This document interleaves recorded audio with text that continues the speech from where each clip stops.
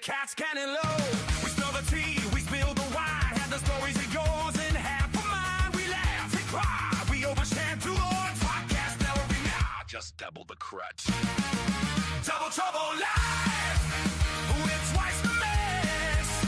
Double trouble live, no stress, just yes. We got hot takes, bad breaks, and zero seal. Double trouble live, coming at you for the thrill. Oh yeah, double trouble live. By royal decree, like and subscribe to Double Trouble Live on YouTube. Now offered at the Great Race Place. $3 late pick 3 featuring the last 3 races. $5 late double on the last 2 races. Both with a player-friendly 15% takeout. Every race day at Santa Anita Park.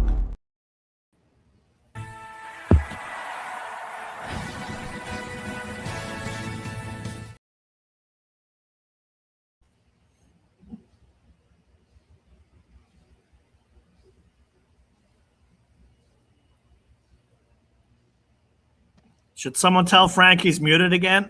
Odds on, dude. Odds on. I got discombobulated because it won't play my little Pegasus video where you and I are flying on the Pegasus statue coming into Santa Anita Park. But that's okay. I wish I had loaded my one that I made as a response to yours. But oh, is this the one you were trying to play? Right.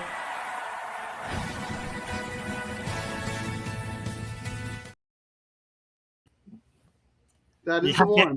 You have to hit the button, Frank. Oh, thanks. Okay. Look, I'm going to try it now.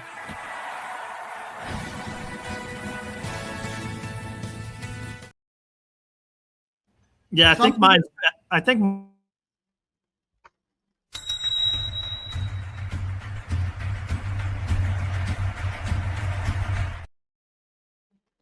you like the all-craft. The all-turf crown. We'll get into an animated war later because I got a couple up my sleeve too. Come for the wagering advice. Stay for the entertainment.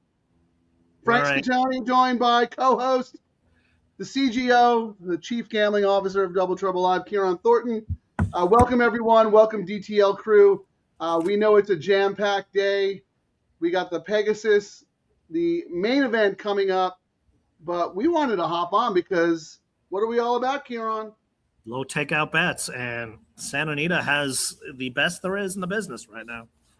We got the all-turf to start it, rolling into the $3 late pick 3, rolling into the $5 late double. Someone had themselves a day yesterday. I mean, it's expected, so I'm not even going to harp on it. I mean, you'll start winning again. Maybe. Well, then why do you have a puss on your face? Is Gulfstream kicking you in the teeth? Come on, man. I should know better than to gamble at Gulfstream, but I'm a degenerate, and when the Hennessy's flowing, I start going, maybe this time. Yeah, now I need to recover. It's like the get out day today for sure. You got to pretend that Gulfstream never happened, but this is why we're doing the show, right? Because we said one of two things is going to happen about this time right now.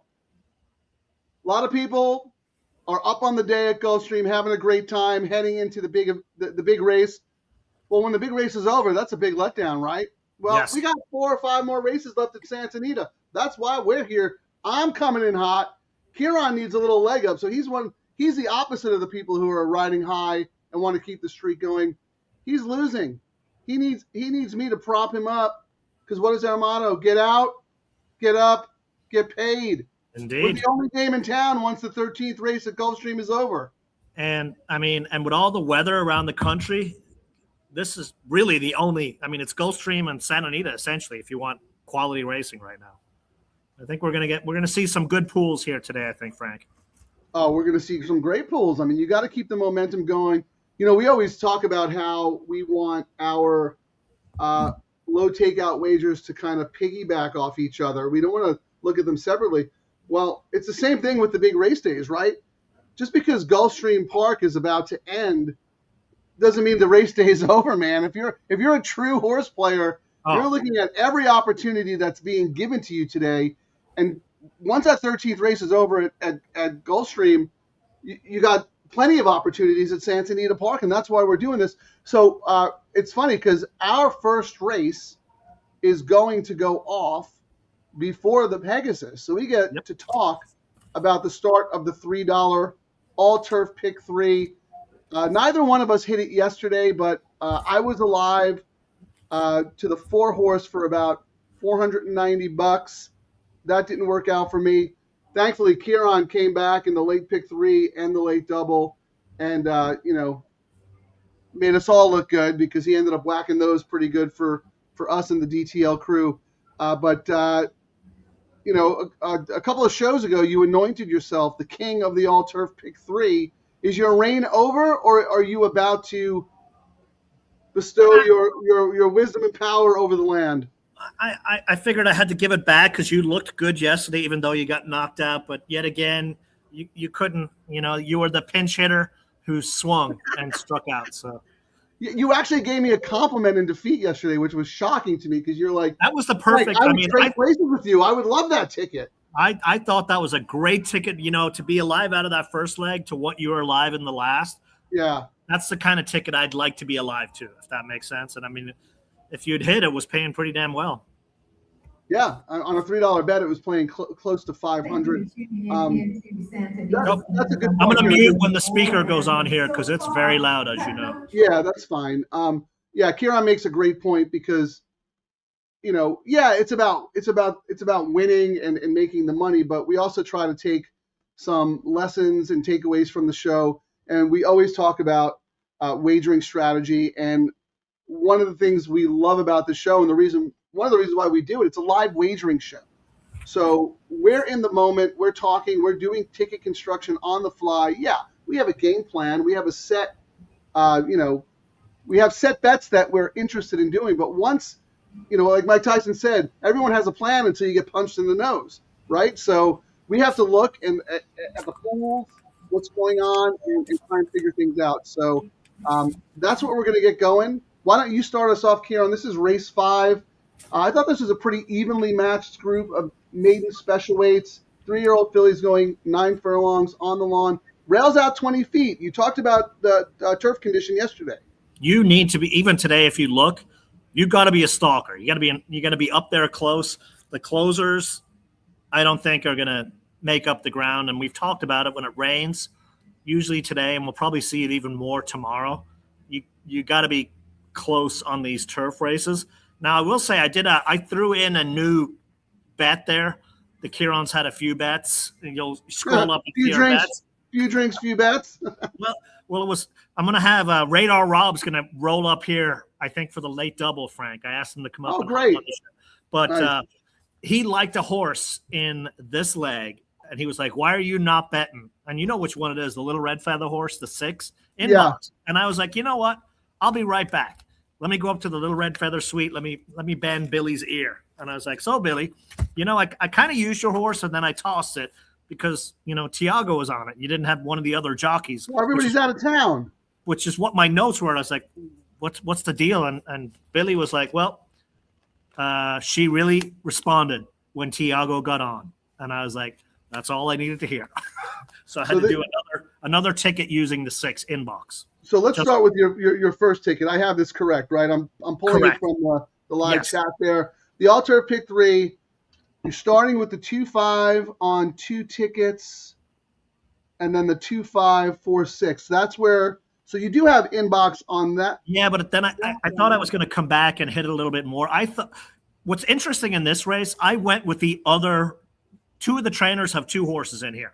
McCarthy has 2, and O'Neill has 2. So obviously the O'Neill horse I went with was the one that Hara's riding, and the McCarthy horse I went with was the one that KK's riding, who was on a heater yesterday. So I was like, those are my top 2 choices. And then, I kind of threw in Victor's riding the other McCarthy. And then, of course, I got to always use, the little red feather guys in a ticket. But I had to come back and do another ticket after I talked to Billy. So that's why you saw that extra ticket there where I've got a single with 6 in this one. And then I'm using 10-7, 2-5 in the next leg, and then I want to get paid. I really like the Kent de Sormel horse in the last leg. So do I. That's I mean, my live guy horse. And, you know, if you guys have watched any of my shows or read any of my handicapping over the years, you know, it might be just I think that's what happens. But Kent de Sormel in the last race has made me so much money over the years. And I thought it was a perfect long shot. And I hope we get the long shot price, if that makes sense, Frank. I don't think we will. I feel somehow I think we absolutely will, Ciaran. I think that's a wide open race. I think the favorite's probably going to be 3-1, 7-2 in that race. Who else is going to bet that horse? I mean, I think we're being super clever. I don't think the public. I don't think that's a kind of horse the public is going to flock to. I did Chappie's seminar yesterday, and Seminar Skip also mentioned that horse. So you have a level of player like the wise guys like us and Seminar Skip who are going to be on that horse, but I don't think the public is going to land on that horse because, I mean, you really have to read between the lines and make a strong. It's a leap of faith, that horse. So I think that horse will be not necessarily 10-1, but at least 6-1. I think in the wagering, maybe a little higher. But so this leg, you're fine if it comes 2, 4, 5, 6. Have that right? Yes, I'm muting myself because they're talking right now, and it'll probably drown you guys out. Ciaran is starting this leg with the 2, 4, 5, 6 in some combinations. I have the 2, 4, 6, 3 to start. I don't have the 5, which worries me a little bit because now that I see Ciaran likes it, Gino mentioned on the show yesterday as well that Shane's the Brains was a sneaky pick for him. That being said, let me look at the tote. I don't think I want to pivot because I can't really make a cogent case for that horse. If anything, I'm looking at the tote right now. The 6 inbox is getting hammered 4-5. So might have to come back and play. Right now, I mean, I kind of keep muting myself because Jessica's talking over the loudspeaker, but they're talking up inbox big time now. When I talked to Billy earlier, he said, I think she's going to go off at 6-5. So that should tell you what they think of the horse. Well, let me look at the will pays, my man. That's what we do. Oh, wow. Hammered in a double. $18. The next is the 4 at 27. Pick 3, 102. Next is the 4 at 124. Here's the thing, though. In the pick 4, both the 6 and the 4 are the same price, $74. Pick 4 players don't like her as much as the double and pick 3 players. And then the pick 5, again, $370 to the 6, $390 to the 4. But no, the 6 is the favorite. The 6 is just getting hammered in the double, Frank, and also got hammered in the pick 3. So that's usually where we find the sneaky money, and the 6 is absolutely live, especially what I heard earlier. So I might have to do another saver ticket here. Yeah, I actually am. I'm gonna come back because if you see there, the 2 and the 4 were my A's, right? But if I make, and I have the 6 on my backup ticket. But you see that middle combo there? I'm going to come back and throw the 6 in. So 6 with single the 7. I'm all about the 7. And then come back and play the 2, 6, 3 because I don't want to get, and that's only going to cost me $9. So let me just add that. This is the all turf.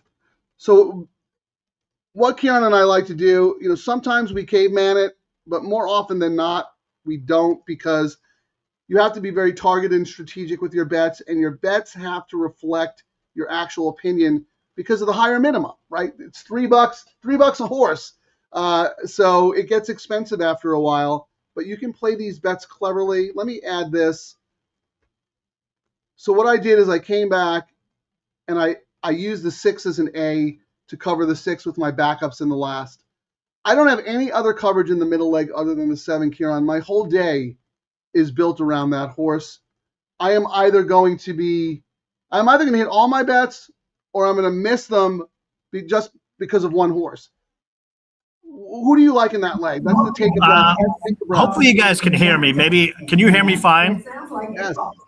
Okay, because the speaker's blowing my ears out, so I can't hear you guys. But yeah, I mean, it's a little annoying, but talk over it. I mean, we kind of talked yesterday about it. You were all about the 7 in this leg, or the next leg, the middle leg, and I was all about the 10 resolve. And, that's right. We did talk about that. And after you said that you weren't using the 10, I was like, oh, well, you're not using 10 on any ticket, correct, Frank? Correct. I have the 10 as a B, so but that is time my whole day around the 7. That is like a 15 level upgrade. You know, the Scatoni off angle, so I now feel even better about my singling of the 10 on a ticket. Look here, even in my late pick 3, 7, 7, 7. I'm not even playing a B ticket. I'm all about the 7. If the 7 wins, I have a great day. If the 7 doesn't, Ciaran probably cleans up. Let me put up. I mean, I did not disagree. If the 10 was not in that race, Frank, I'd be all about that 7 too. You got Red Hot Jockey and Glatt. First time, and they get the juice, you know, on Lasix. I mean, everything sets up great for that horse. Tell me why you like Resolve. We've bet Resolve plenty of times before, and the horse never wins. Why today from the 10 hole? Because Barrios is just, you know, he's starting to get on a heater. And that's true. That's a huge upgrade. They're dropping in class, gets the Lasix juice, you know, a couple of things like maybe it was like need the jockey. 5, started the late pick 5. And you know what? I thought it was a single. You know, if I had to single, that's the one I would go to. But 7 was pretty close, you know, between the two. Yeah, but it looks like you're also using the 2 and the 5 on a backup. So yeah, we got KK. How do you toss that dude? And what my notes were on Willa T was back on Lasix, what I thought were the key. The best races for that horse were when it was on Lasix, and Barrios rode it the last time. I mean, he went to the other horse, but, you know, he thought enough to ride it. And then the 2, what do I have here? Mizzen Queen. This is a jockey I've kind of talked about. He's not gotten a whole lot of rides. This is this young guy from the UK who's out here. And I think he's someone that we're going to see once he gets used to riding out here. I think it's someone, this is like, you know how we talk about getting on a jockey early when we might find some prices. And I thought, you know, the Mizzen Queen with him on, sharp works, trainers 20%. And then this is another horse that Barrios rode before and left. So it's a decent horse, and we get a jockey who I've been watching, which is why I went with that one as well. I don't disagree with everything you said there. I don't think those horses are good enough, to be honest with you. But I wouldn't talk anyone off them if they were looking for alternatives. One of the horses that came up yesterday on the show, and the more I looked, the more I liked. You know, I might come back and use that horse to start the pick 3 on a saver ticket. Is number 6, Queen Sienna. Doesn't look like much on paper based on the running lines, but if you dig a little deeper and look at the internal fractions, that horse flew home in both of her starts, and now she gets more distance to play with. So that's another one that I would think about. I think I would use her over the 2 and the 5 that you like. Do you have anything on her? It's probably one of my buys. I love betting Victor, you know. I mean, he's 2 races, 2 out of 7 he's won here. It's a personal preference. Why do you love betting Victor? You know what it is? I've made so much money on price horses over the years, but my pet peeve, and it might be to my detriment, is I just do not like South American horses. I don't care where it is. I just do not bet them. Well, it's a good thing you weren't a horse player in the 80s, because Mandela and McAnally and Frankel made a meal out of these horses. But you're right, they don't do as well anymore. Yeah, I'm just totally off. And I mean, it's probably just the horses that are coming over. Like remember anytime an Irish or a UK horse came out to California, Frank, you always had to bet them first time. And a French horse. I like the French horses even better, actually. But now it's not like it was back in the day. Sometimes they need a couple of races. They used to They used to win off the boat all the time. But I'm not a fan of South American horses. And all right, take a screenshot, everybody. Those are Ciaran's picks. You can also find them in the live chat. Here are mine. Take a screenshot. Again, I'm also in the live chat. They're warming up on the track. We got a couple of minutes still. Let me roll through the comments. Let us know who you guys like. These are the hardcore DTL crew right here. Of course, Terry. Jeff, thank you. Evening, guys. How about some winners? I think Racing All Ciaran Downwind. does is give out winners. That's all the guy does. I think Racing Downwind. I think he won a contest yesterday, right? You'll have to tell us there. I Yeah, heard something. He won RDW an did have to NAC be feed or in. something, right? Yeah, something. I hope everyone's having a good Pegasus. Yep, almost time to shift over. Well, no, it is time. You can get your all turf in and still follow the last race at Gulfstream, 8 minutes. Yeah, RDW. I think you had a pretty nice day. You qualified for a feeder or something like that. Follow Racing Downwind on X. Oh yeah, Generous, absolutely. yeah, generous to give out his grid. Not just with his great info on this show, but he does tracks all over, including international tracks like Shatin. So he is a really, really good handicapper and a major contributor to the show. Thank you for joining us on this busy day. Dan H., love you, Dan. Can't thank you enough for your support. How's everyone doing at Gulfstream? Are you guys making money? Are you treading water? Anyone alive? Payout leg coming up, the big race. You want to know? So you know what my dad's thing was when he was at a track and he wasn't doing too well, Frank? This is what he would do. He'd grab the program. So that's what I'm doing. It's been Well, I have no sympathy for you at all because you went off brand. You went rogue. I do. You I went should rogue, know. and now you're stuck. I know. I mean, what was I thinking? Low takeout bets is where it is. I learned my lesson. I'm back. We don't do Saturday shows. The only reason we're doing the show is because we wanted to come in hot when everybody else was exhausted from a long day, especially with the weather. Park. Like, that's the whole point of this, man. And the weather made it great because every other track is gone. I mean, if you want good racing today after Gulfstream's over, where else are you going to go? You got to go to Santa Anita. Yeah. I'll also say this. It's I was looking on X, and apparently it is the 70th anniversary of Turf Paradise. Yes. So they're having a nice little celebration over there. So happy birthday, Turf Paradise. Gulfstream Park, the sister Stronach track, big day for them. Anyone like anyone in the Pegasus? Anyone alive? I looked at it and I had nothing super clever, but I thought the other Brad Cox, Tappan Street, had a big look. Needs a massive improvement, but I thought that horse had a big one too. Not to tempt you, Ciaran, because you're already stuck there. Well, actually, I thought it was all about disco time, but I actually have a win show bet on my guy Diego's out there on British Isles, the number 2, and I just thought it was my notes to myself were puncher's chance. I mean, Diego has one ride.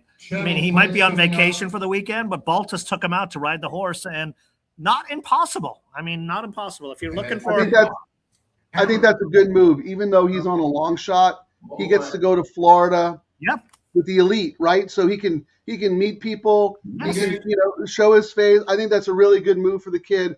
And you know what? Credit to Baltus. Oh no, he's great to come along. You know what I mean? So that's we're off.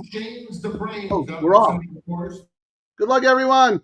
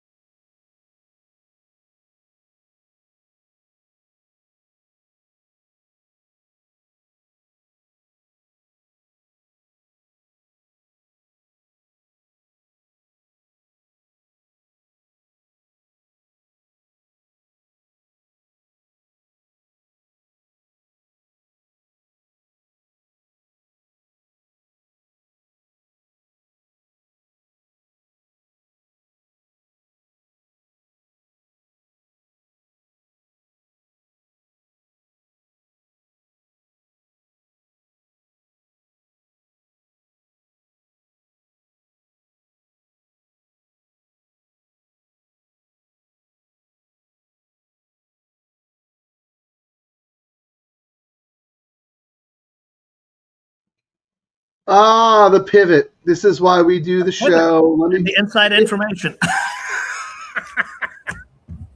Yeah, inside information. The horse was 3 to 5. I know. Everybody and their brother had that info. But a lot of us were not on the horse, you know? No, Ciaran, I'm teasing you, dude. I'm teasing you. That gave me the confidence to go back and play the horse an extra time. I ended up playing the horse based on that. So that was great. Thank you very much. See, it's not about what you know. It's about who you know, right? And just you ask the right questions, and it's not like anyone's going to hide anything. You know what I mean? And what did I say? Like when I told you what Billy said, he was like, "Oh, this horse will be 6 to 5 favorite," and you were like, "No chance." What it ended up going off of what 3 to 5? I said no chance. You said no way, or something no, like that. All right, I'm going to go back and find it, and I'm going to. Yeah, no, I didn't say anything about that horse. I looked up and I said, "Oh, the horse is 4 to 5." No, I didn't. I took that information, Ciaran, and I went back and actually played a pivot bet on the horse because my original A's. No, I think you said you thought I was crazy in saying they were thinking he was going to go off as favorite. Like it didn't look like that horse would go off as favorite. No, I checked the whole page. Remember? Maybe I misunderstood you. You definitely misunderstood me. I was not poo-pooing you at all. I heard you, and I went right to the double pool, and I said the 6, $18 compared to the 4. So that money was real all around, and the fact that you had confirmation, you know, from Billy was like, that's why I went back and played the horse again. So and usually I would have asked, you know, but I kind of discounted it even with all the jockeys out of town. But Radar Rob was like, dude, I really like that horse in that race. I was like, let me go find out, and that's really why I went up. I had the same exact thought as you when I saw Pereira up there, and I was like, well, you want to know the stats for him? 0 for 34 till today. That's why I questioned it. With Tiago? Yes, 0 for 34. Yeah. But then I'm like, well, literally my notes were Tiago for Little Red Feather. He's 0 for 34 for Phil. Phil wasn't able to find any other jockey. But then I went up and asked Billy. He's like, dude, the horse, she loves him. But here's the thing here.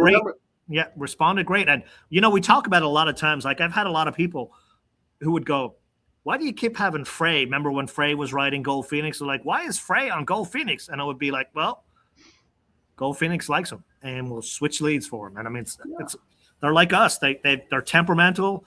Horses like certain jockeys and hate other jockeys. And but this is a great example because we talk about this all the time, Ciaran, and I always say that this is one of the tools in your toolbox that you're so good at. You know, kind of spotting trends before they become trends, using your stats.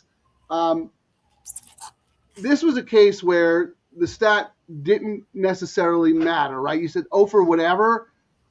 And we both had the same thing. Well, Pereira doesn't really ride for him. Then you start thinking about, okay, the other jocks are out of town.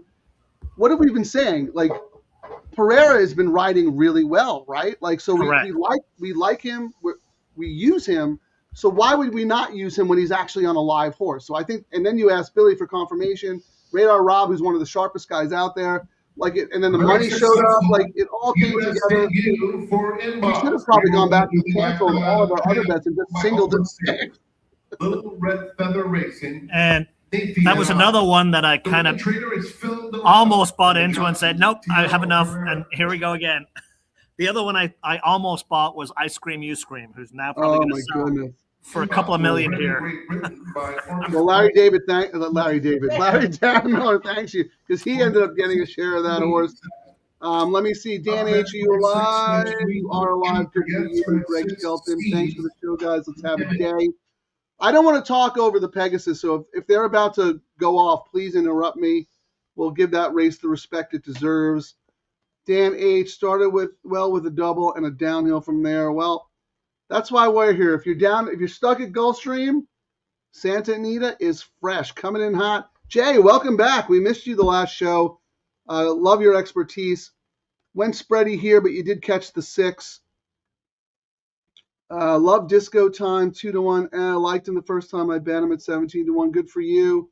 I kind of like the other Brad Cox. I think I'm going to say I just don't want Full Serrano to win because I bet so much money on Full Serrano in the Breeders' Cup Betting Challenge to try and make a big move after betting Forever Young and getting some bankroll. And Full Serrano could not have run worse. So if that horse wins today, I'm going to be very upset. I'm already upset because test score won. Ciaran and I needed test score on the show. Oh, Singled last time and got one of the worst rides you'll ever see from a professional jockey. yeah, no Today comment gets on there. Manny Franco wins for fun at 7-1. that. Yep. Right? Dan Oh. Gonzalez, love the show. Shout out. Thank you, Dan, for joining us. Hey, Brooklyn John, great to see you back. Hey, we're always here. Great to see you back. Oh, Kaiying Rising and Romantic Warrior are running tonight. So my pivot ticket, Frank, I went. I probably mistyped it in there, so I did 6. I was going to single my 10 in the next leg of the all turf, but I threw your 7 in reluctantly. I actually liked the ticket. So I got 6 with 7-10 with 1, 2, 4, 5. And then the one I put in there earlier. Why did you say reluctantly? I thought you liked the 7. I did, but I tried to keep tight on some tickets. I spent more than I should have on today's. What's going to happen? Ciaran's on tilt today. I can look at him. He had a big day yesterday. He gave it all back times 10, messing around at Gulfstream. So it's not our fault, man. This is the Santa Anita show. Let's go. Yeah. We need an attitude adjustment right here, Ciaran. All right. Attitude adjustment. Let me find. Get more drunk. No, I got to go down to the bar, but it's so far away. Hang on. Where? Well, you can take a break. Why don't we watch? I'm trying to find my. together? I had. Well, you guys, we can't do it on the show. I'm sure you saw Frank and I's AI image battle last night. I think I won the battle, but we shall see. Do you? I don't.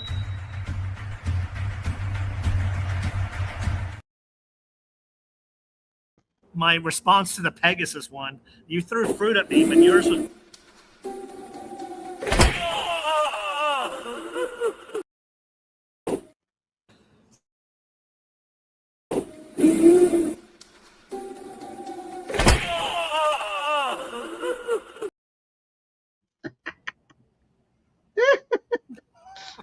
Ciaran, you know what the funny thing is?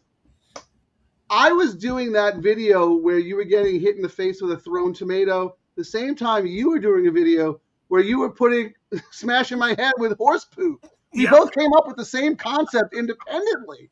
Yeah, mine's better, but I can't show it here, so you can watch it. It's like when Newton and Leibniz discovered algebra at the same time, except they're geniuses and we're clowns. I mean, I have to say, like, people talk about it, the amount of businesses, and this is like still, like, AI right now is like preschool, you know what I mean? Like that, where it's going to be. 1 minute.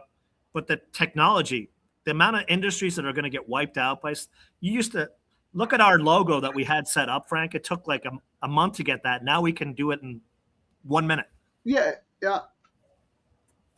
absolutely. But there's still jobs for handicappers, right? Because they can't do everything. Let me keep rolling through the comments while we're waiting for the Pegasus to go off. Chris, thanks for joining us. Good luck today with your work covering basketball. You're like the hardest working guy in showbiz, man. You do a lot. So we need San Diego State to hold on here. UNLV, come on. Ciaran hates when I talk about the audience. He wants to talk about basketball. All right, here we go. I'm going to keep going. You watch the game. Pete, thank you. Thanks for the 6. Appreciate it, guys. That was all Ciaran. Yeah, Rispoli broke his ankle. Unfortunately, there was a ugly incident at Gulfstream. I'm going to mute because it's getting loud again. Charlie, thanks for joining us. Here is a stat. Viewers playing the Pegasus post not. Wow, 1 for 30 in the Cup race. That's very interesting. Yeah, outside at Gulfstream, Pegasus 4 and 10 to win. Let's see, who are those horses? Because I know that's not disco time. Banishing, wow, very interesting. That'll be in 10, Micah. I love it, Jay. You're super contrarian. I really like when you throw your picks up there, make us look at stuff. Do you remember the test? Yes, John, you remember it. We all remember it. All right, they're going into the gate for the Pegasus. We're going to give that race the respect it deserves, so I'm going to start muting myself. I like Tappan Street for what it's worth, but I didn't really cover the race that much. All right, good luck, everybody.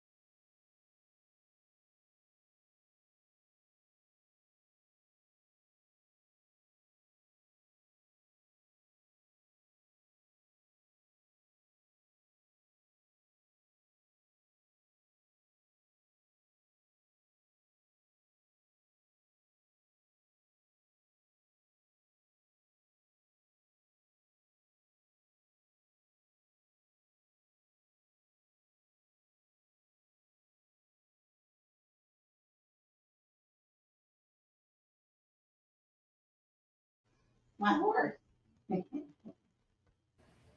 I should just listen to Terry. She's been a Skippy Longstocking fan forever. 20-1. Yeah, great price. I did not bet the race because I stay on brand. I'm all about the low takeout wagers at Santa Anita Park. Congrats to anyone who had Skippy. So that was Safi Joseph running 1-2, right? Yep. White Barrio had to question the ride. Moved a little too early there, Irad. Yeah, I mean, at first it looked like it was going to be a winning move, but then I was like, yeah, you moved too early. Definitely moved too early. Who was on White Barrio anyway? Irad and then Tyler Gaffalione was on the 5. That is a double for Safi Joseph. Wow. So now the chatter is going to start because you remember White Barrio was a vet scratch on track at the Breeders' Cup, and now comes back and wins. Right. You know, a massive race. I really like that horse. That horse was very, very good to me when Dutro trained the horse to win the Breeders' Cup Classic a few years ago. What a great horse. I mean, $7 million winner coming into this race. This race is worth $3 million for second place. Not bad. No. But big day for Safi Joseph. But you know what? That Onward. race is in the books. Yeah, and now everyone's going to go. They're going to need to get out now. They're coming over here. They're like, what do we got? We can get the low takeouts because they've not got any.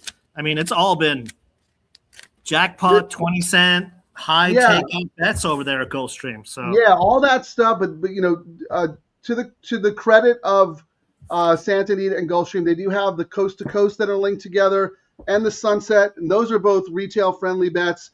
So good luck to everybody who is alive in those joining us. I kind of feel like we need to do a little mini restart to the show here, Ciaran. By royal decree, like and subscribe to Double Trouble Live on YouTube. I suppose I should do our music, should I? By royal decree, like and Verses of the. I want to take this time to tweet something, so let's play our music. We're restarting the show. Let me put Ciaran back up. Gas comes on, we forget their name. 10 minutes later, we're rolling leg game. The music's not playing. I don't know what happened. Oh, there it is. No, I hear it. Let it play for a while. I'll give you a thumbs up. All right.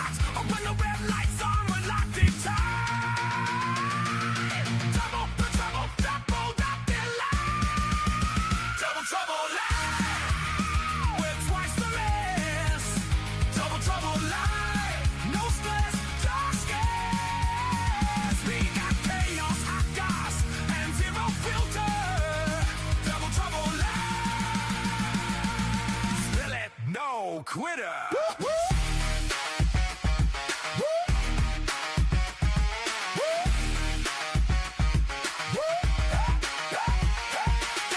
If your life's too normal, play right now.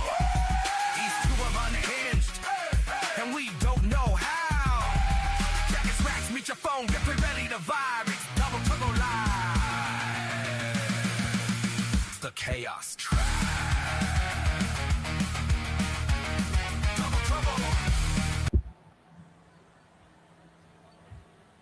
Now offered at the Great Race Place. $3 late pick 3 featuring the last 3 races. $5 late double on the last 2 races. Both with a player-friendly 15% takeout.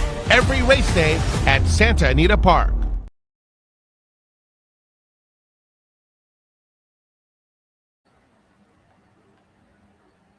Yep.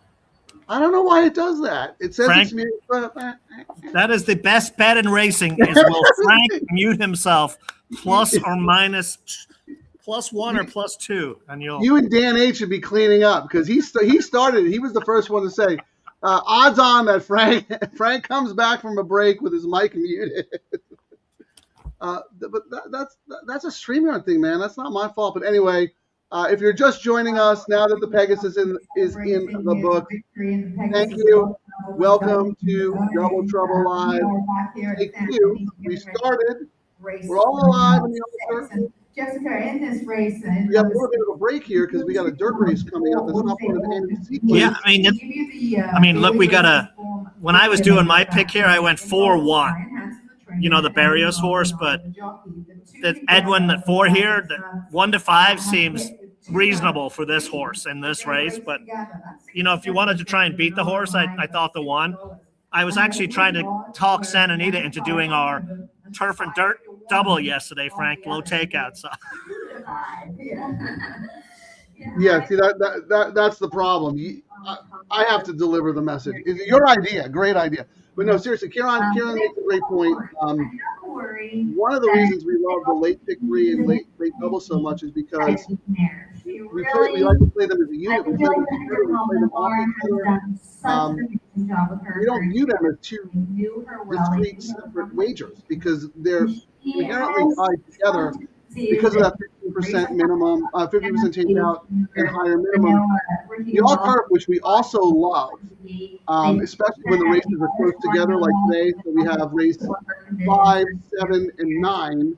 And I totally have faith in the Ryan Hansen. Why not do a $5 It would be interesting to see double another barn starting at this race? because she is so Now you can stay in action from your turf, from race 5 to race 6. If you whip from the all-turf, you have double options going into the middle leg of the all-turf.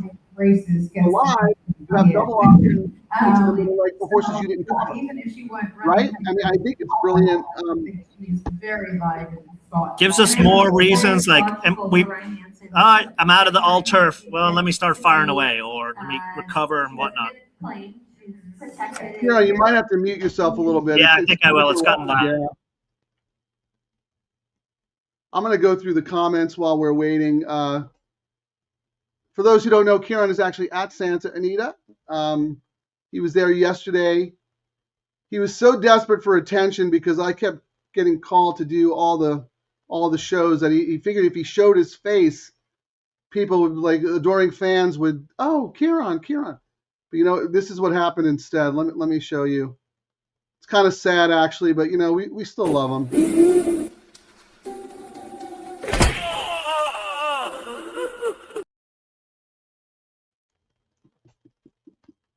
As Frank and his adoring fans, Ciaran getting whacked in the face with a tomato. He actually came back with a very good video, which I think he can show. If he uploads it, I think he can show it. I don't think it's that bad. I think it's rated PG. But yeah, we can show that later on in the show. But anyway, let's look at some pays here. Let's put this up. All right. We're going to look at the probables from this race to the next race because the next race is the middle leg of the all-turf, but it's also the start of the late pick 3. I was going to look at some probables here, Ciaran, to see which horses were taking money in race 7. So let's go. All right, the favorite in this leg is the 4, no surprise. The 4-7 double combo, the 7, who was the key to my day, my single on everything, take a breath, is hammered. The 4-7 probable, $8. In the next leg, the second choice is the 5 at $14. Who is the 5? Willa T, very interesting. Starter allowance horse. Ran okay in the Frankel. Good come home times. Kimura's been riding well. Yakteen is a great trainer. I just think there's some class issues there. So I know Ciaran likes that horse a little bit. So let's see if his 10 is taking money. Yeah, the 10 is the third. Oh, no. So 7, 5. The 10 is the third choice in the double. $21. And I'm then a little surprised. I'm a little surprised, but I'm happy. I mean, your 7's getting all the money. What, $9 on the double? Yeah. Mine's 21. I mean, that tells you the 7's a pretty big fit. Yeah, that's going to be like probably going to be 7 to 5. Let me look. I think it might be even money or slightly under. Looking at that pay, that's low. Well, don't forget though, we have a 1 to 2 shot to start it. So that. Well, even out of this race, I thought, well, the 1 into your 4 is 50. One into the 7 is 35, Frank. One into the 10 is 40. I was just looking at what my backup play was possibly. No, but see my point there. The discrepancy there isn't as great. Yes. Right. I think a lot of the reason that combo is so short is because of wish they all could be in this leg. So that's a little more normal to me. I think based on that and based on what I'm seeing on the optics imputed odds, they have right now they have Take a Breath going to be around 5-2. I'm probably thinking like 2-1, 9-5, a little shorter. Willa T at 5-1, Royal Charter at 8-1, and then Ciaran's Resolve also at 5-1. So those are the ones that are taking the money. My notes is going to be a price. Like my notes on Royal Charter in the next one. Mullins is on fire, but this jockey's only 8% for him, and then it's another one of those where I go, a different jockey, I would have upgraded that horse. I think it's just some of these horses just need a fresh dude in the irons, if that makes sense. Yeah, of course it makes sense. How about this? Going back to the Pegasus, sometimes it's better to be lucky than good. Jeff's wife was out all day, comes home, plays Skippy Longstockings, also Terry's favorite horse because of the name. The ladies win based on the names, and the boys lose. Speaking of the boys, good evening, boys. Shapa Capper in the house. Thank you for joining us, man. Oh, I didn't even Gulfstream, huh? I forgot to look to see if we beat him because he was beat the host today, wasn't he? I got to see if I actually were. How did his picks do? How'd your picks do, Scott? So we don't even. Did you hit anything? Was that for Gulfstream or for here? Was Gulfstream and here. So I think it was the last 5 and. Did you play? I did, but I don't think I hit anything. Well, what? Well, and I talked mad game. I just want to know if Scott hit anything today. That would be. I'm gonna say yes. I mean, yeah, Scott. Let us know how you did. What your thoughts are, maybe for some of the upcoming races. Any Pegasus thoughts? Big day, huge day for Safi Joseph there. Running through. It's all good. That's awesome. Here Saturday they do lives. Yeah, gets loud. A lot of background noise with Ciaran. Yeah, we know. We'll be better about that. Sorry, but well, yesterday was different. Today they're just for every race, they're doing like a really quick update and giving you some stuff. But there's a huge speaker right behind the Double Trouble Live Lounge. Unfortunately, it's all right. That's all right. Thank you for letting us know. We will mute Ciaran when it gets really loud. I know that could be a little distracting, but at least you got some ambiance there, right? We get to look at the nice lattice work. Can we get a little view of the track or something? Like give us... I suppose I could wander over and show you the track. Yeah, why not? Give us a little tour because we're not playing this race because it's not part of our. There's nothing on. It's like a great Irish day. Like the weather is just perfect. Here we go. Can't ask for anything better than that. Oh my God. Never gets old, man. When you walk out onto the apron and you see the San Gabriel Mountains, I'll tell you, the first time I went to Santa Anita, you see pictures, and you're like, oh my God, that looks amazing. It's like a religious experience. It's like, oh. And it's a whole area that can never get developed, like up in the mountains. So like the view, one would think is going to stay the same, but who knows? I mean, they keep putting houses in places you'd never think they're going to put them. It is just, I call it God's racetrack just because it's so beautiful. The facility is amazing. I love all the upgrades they made in the grandstand, but they kept all of the Art Deco originals. Like you don't see buildings designed with that kind of detail and the color. Everything is just it's. Well, look, Del Mar's my home track, but Santa Anita is like my soul.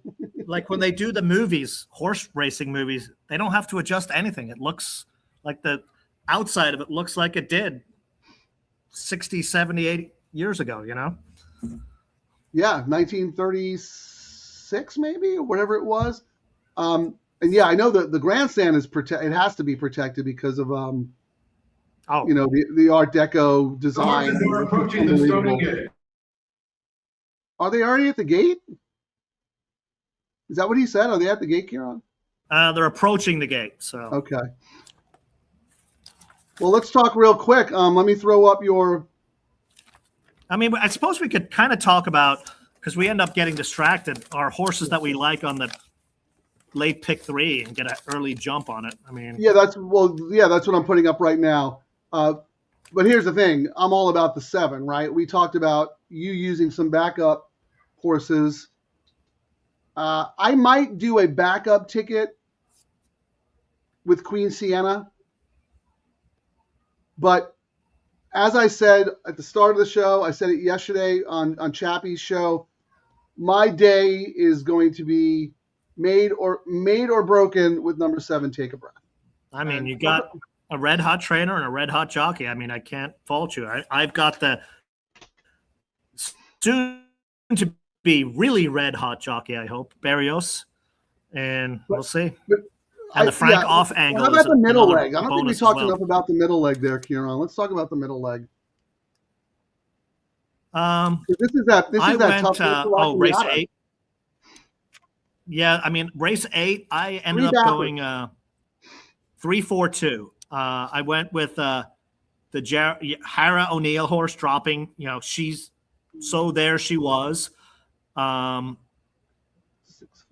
Baffert JJ horse number 4, that's probably 7-5. Will probably end up going off even money. But I did like number 2, Fugitive Star, and I thought it's really interesting.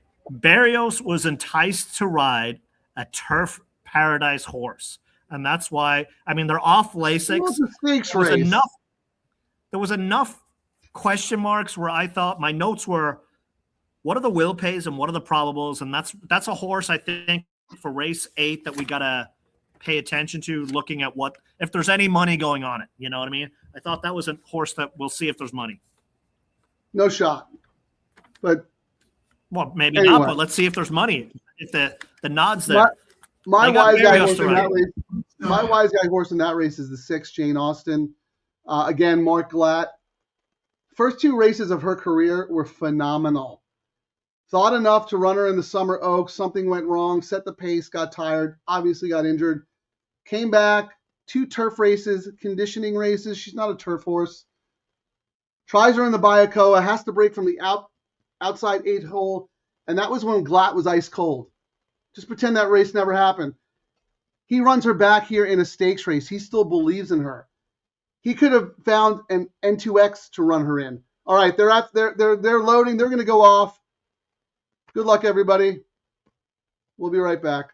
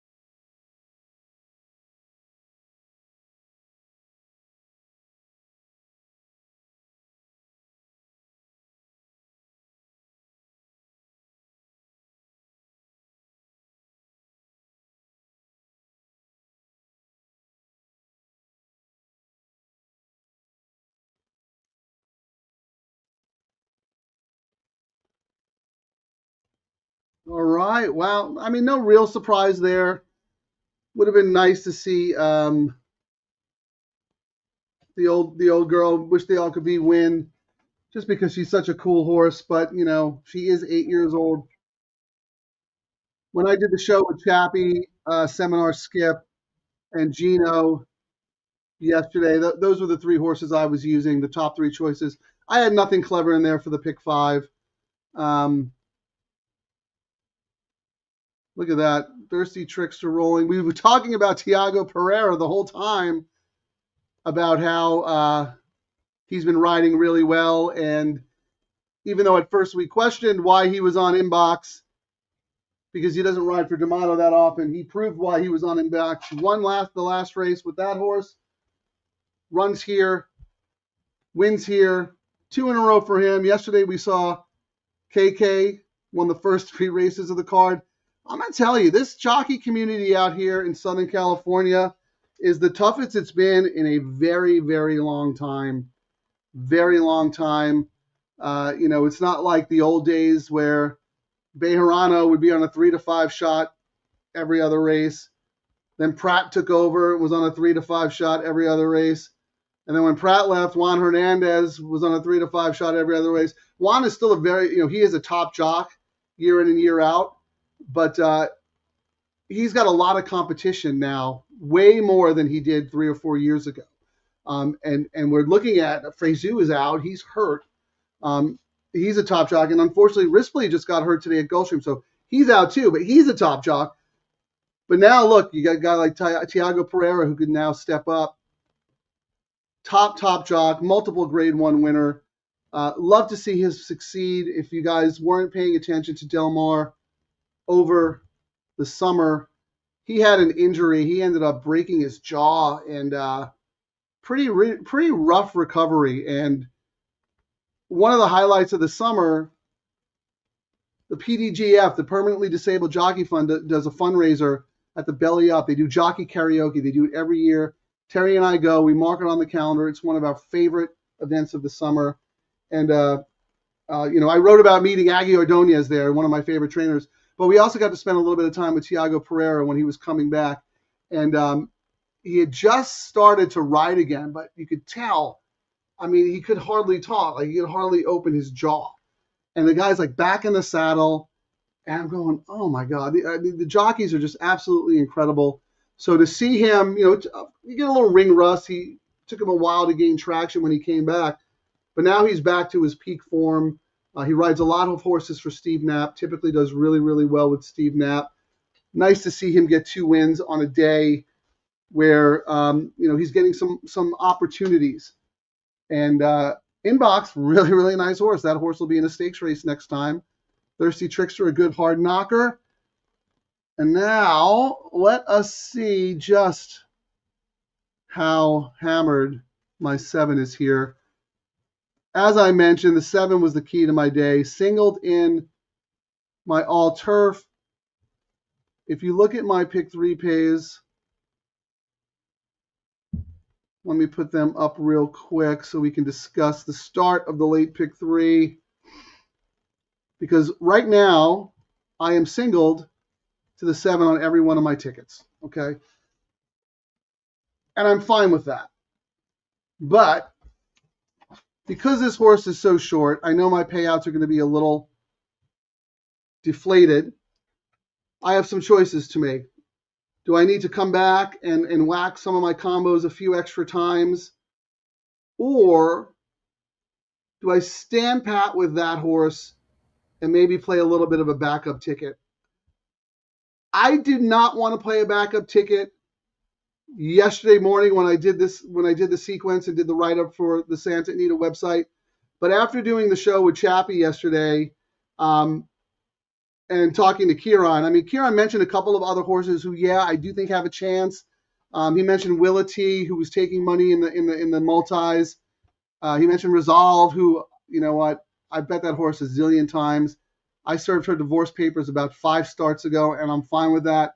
If she wins today, whatever. I'll just eat it and I'll live with it. He mentioned the Meissen Queen, young, improving horse. I don't think the horse is quite as good as the best in here yet, but I will say this. Her come home times are strong enough that today's extra distance should benefit her. The horse I'm most interested in, and now looking at the tote, horse is bent in half. So I like to see that. This horse came up in the discussion yesterday, number 6, Queen Sienna, and it forced me to look a little deeper at the horse because I was immediately married. Is he back yet? Where is he? Look at this guy. Oh, is it? Oh, the tin Yeah. can Wi-Fi is back. Yeah. Yikes. He's back. Unfortunately, he's back. Let me just finish my thought, Ciaran. I was just saying Queen Sienna is the one that I'm most interested in because I look at closing fractional times, and last time at a mile, this horse was way off the pace, so you expect her to come home pretty quickly, but she came home in 23-1, and that is exceptional. That is way above par for horses of this class. 9 furlongs is going to hit her right between the eyes. If you look at her South American form, 2 for 2, going this distance, third start of the form cycle. I think that horse is the sneaky one, and I like the money the horse is taking. So if I pivot, which I might just do a little saver one with the 6. I'll roll through the comments while Ciaran is getting set up. Yeah, Pereira, 2 in a row. Let's go, Tiago. Well, we did talk about how he was due to heat up. I'm removing you, Ciaran, because you're breaking up. Fraser Ripley do the yeah, it was good. Oh, you were there, Jeff? Oh, I didn't know that. I would have bought you a drink. Evening, gents. Cold Little Rock. Yeah, when does Oaklawn start up again? I know that the second part of their season is coming up pretty soon. I'm going to put up Ciaran's pick 3, so hopefully by the time he gets sorted out there.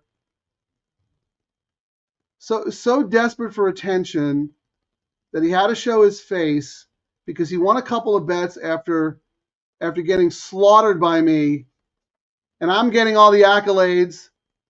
So I did this.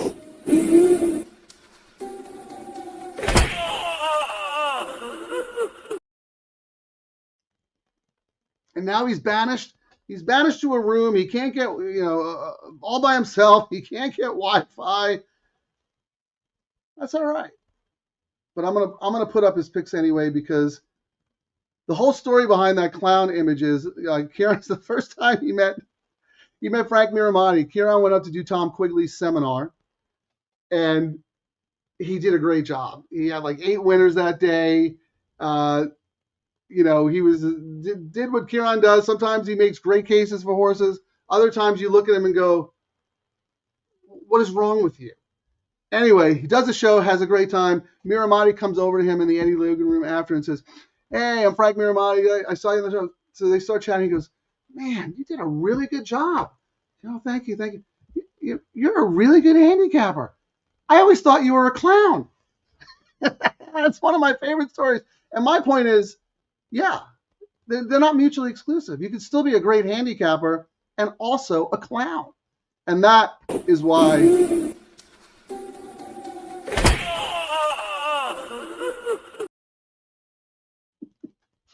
All right, I think he's back. Let's get him on so we could get serious here. Yeah, we'll see. I mean, I had to change my name to Tin Can and a String Wi-Fi because I think everyone's trying to gamble at Santa Anita. The internet went down. Yeah, it's not your fault because yesterday when I was doing the show with Chappie, he was in his office at Santa Anita, and he had to leave the show because the internet was being wonky. But that's the beauty of the live show, man. Anything can happen. Anything can happen. I mean, it's a beautiful space, but the Wi-Fi is yikes. And what sucks is usually I would hop on my mobile Wi-Fi, but it's almost like the Secret Service is here and they blocked all cell signals as well. All right, I want to know what people are playing. Ciaran, can you find your picks and put them up so we can discuss them? Let us know. Dan thought the 4 Angelic Appeal could benefit with the cutback. Fast pace last out. 8 and 9 are fast enough here. 4-10 in the turf pick 3. Looking again, you didn't come up with the 7 there, Dan. That worries me a little bit. Well, I will say, and this is one of my pet peeves, and I'm going to tell you, Frank, and it's my pet peeve and why I did not use Angelica is it's a Phil horse, JJ's riding, but this was a Harrington horse from Ireland, and I am not a fan of any of her horses. I was in a horse with her. She had a horse scratch at the Breeders' Cup. That is, I mean, that horse made. Look, this horse has been off since 2023. Yeah, I mean, D'Amato it took forever for D'Amato to get her back to the races. Yeah, and it's one of those things, like that's a trainer I want nothing of when their horses come out here, and they may destroy my tickets. I'm okay with that. I'm just, it's It's one of my things. Like I said earlier, I'm not betting South American horses. That's another one. I'm not betting any of her horses. It's an easy. I understand. It's one of those I understand. things. It'd be different though if the horse just ran and is now making the first start. But D'Amato's had this horse for like 2 years. Correct. So I mean, I wouldn't be stubborn about it, but then again, I'm not you. But I mean, it's one of those things. Like we could, whenever we're handicapping, Frank, as you know, we could find reasons for every horse in a race to bet them, and we gotta kind of use our other reasons not to use them. Otherwise, our tickets are going to be exponentially too big. Oh, Chris Couples won the. There you go. You saw that, right, Frank? Chris Couples. Oh, all right. Well, congratulations, Chris. Do you know how much he turned his bankroll into? How much? I don't know. I'm asking. I don't know. I don't know. Here, we've got a special guest. I'm gonna hop Radar Rob on here because he was the one. Yeah. Come on, we gotta get. You're on the spotlight now.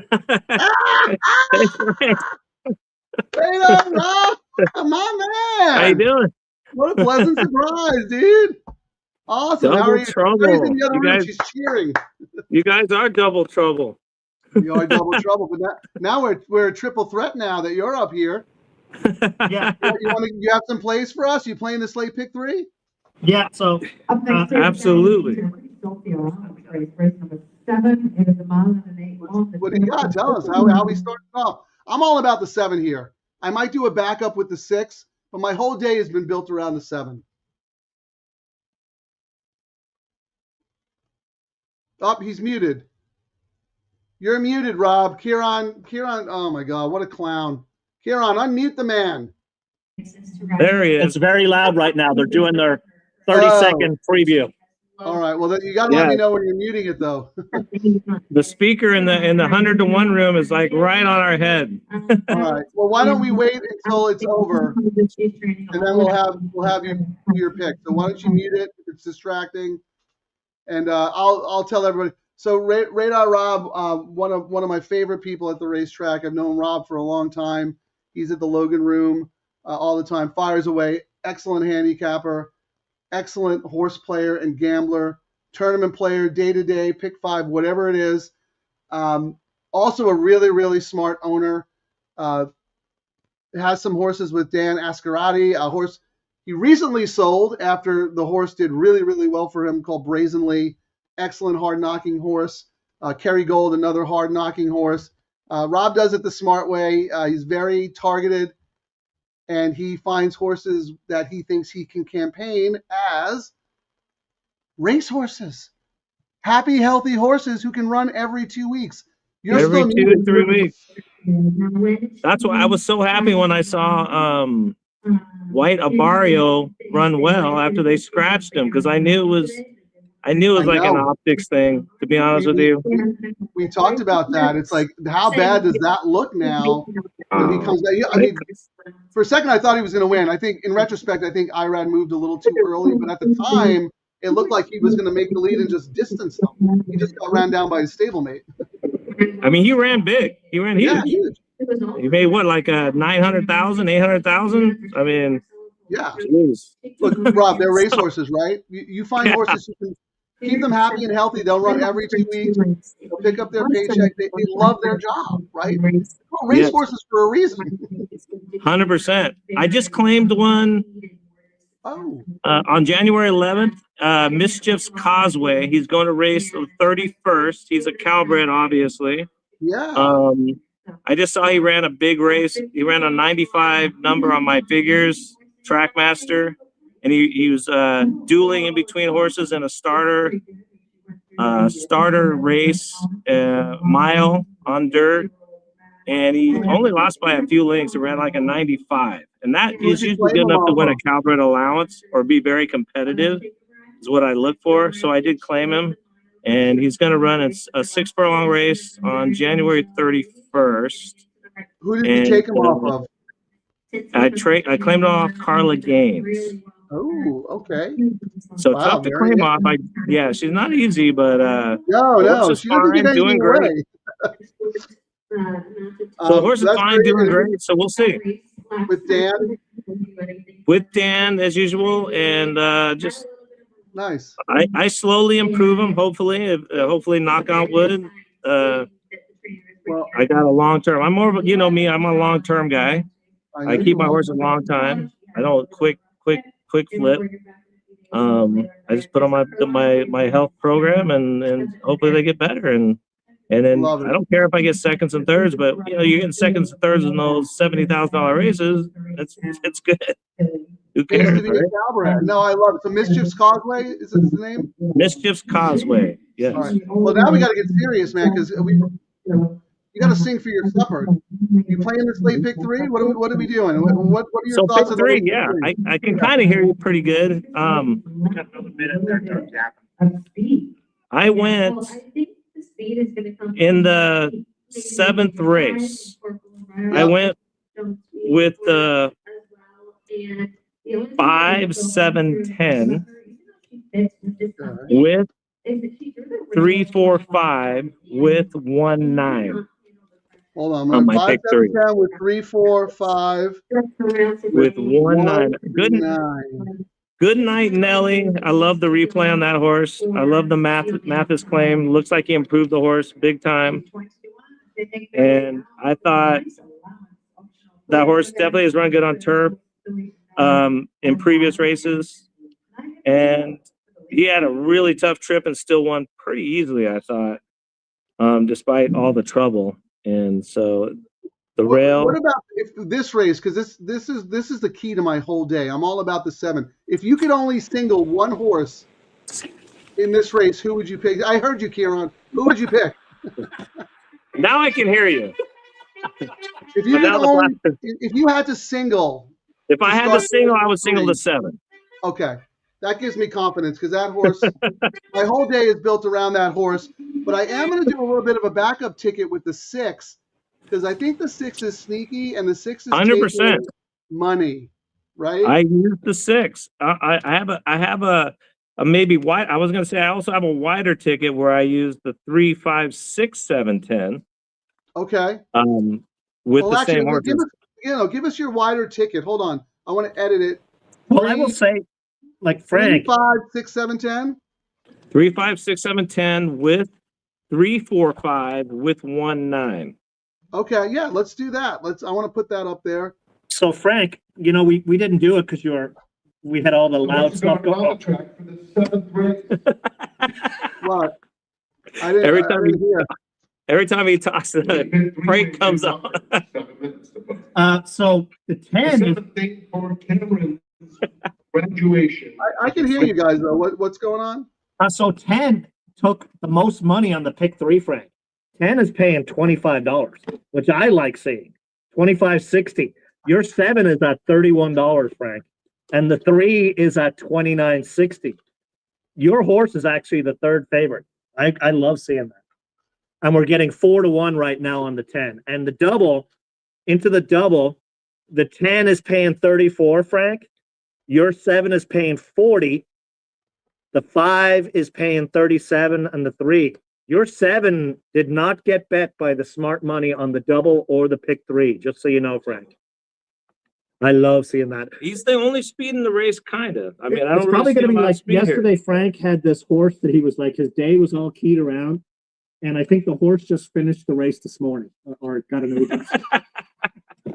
It was that O'Neill Jaramillo horse dropping in class with speed. It was like Tokenite or something like that. I thought the horse was going to be 3-5 and run off the screen. They did not bet the horse. The horse took no sneaky money and ran horribly. Well, I was on the same horse you were, Frank, on there. I know exactly who you're talking about, the O'Neill. Yeah. And he ran up the track. He did terrible.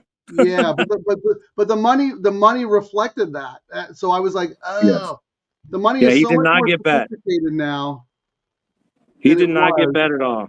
You're right. Like I was kind of right. We're with you on that one. Well, let's look. So we all think in the next race. I mean, the money is the 4 is going to be the favorite. I'm assuming in the next leg, that Baffert horse, and the 7 into the 4 is $21.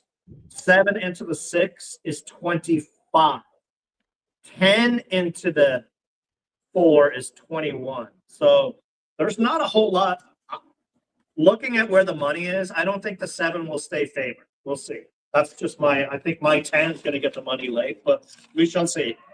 I thought the 7 definitely ran the better race of the 2 in the common race the last time. He had a wider trip. He was closing.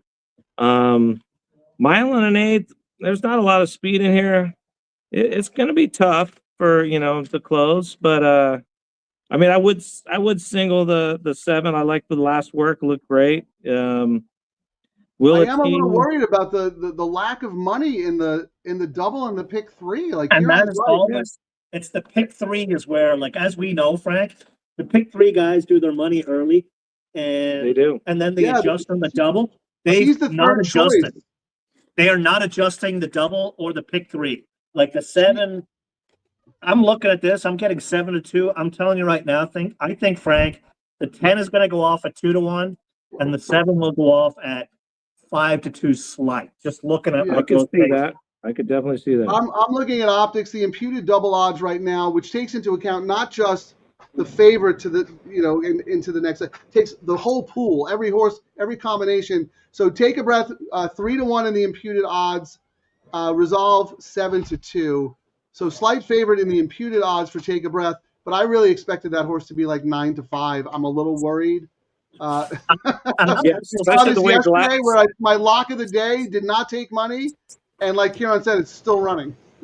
and I mean, the other interesting thing is, as hot as KK is, and you know how it is on this track, guys just hop on the hot jockey and hot trainer. I would have thought Willa T would have gotten more action than it is. So I think that's a sneaky one as well that you don't have. I know you guys talked about Ms. and Queen, right?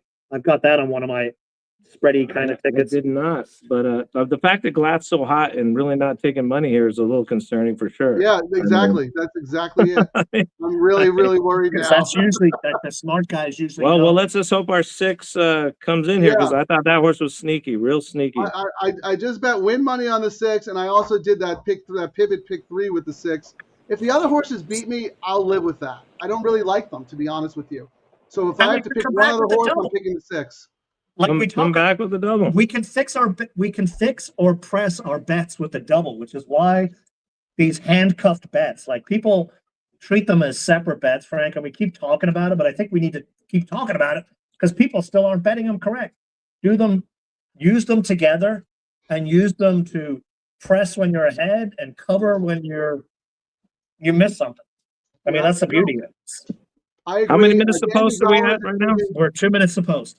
Okay. Yeah, so we'll see. I'm going to sign off. I'm going to go make a bet. Radar Rob, bet this pick 3. I got to put it on myself. Good luck, everybody. We'll see you soon, man. What a nice surprise. All right, what a great surprise, Ciaran.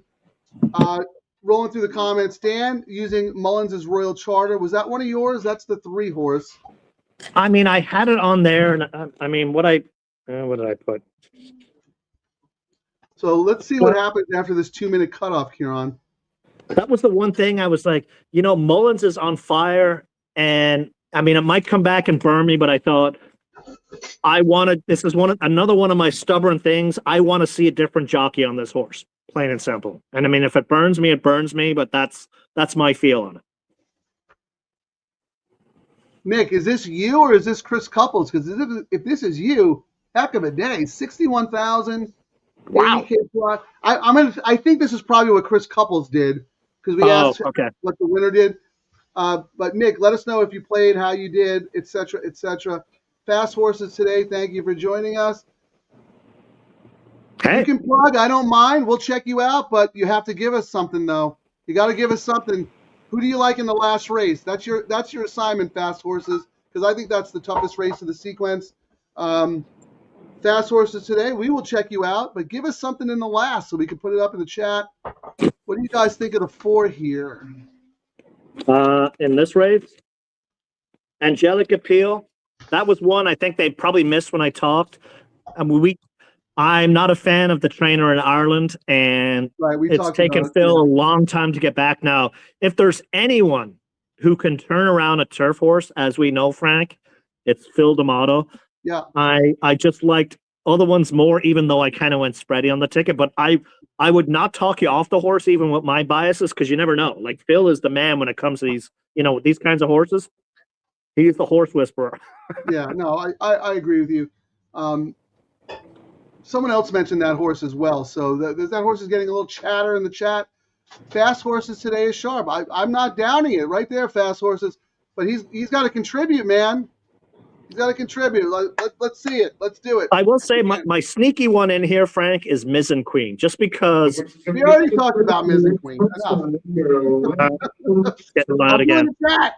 He cannot share the screen with the chat. Delayed, Frank.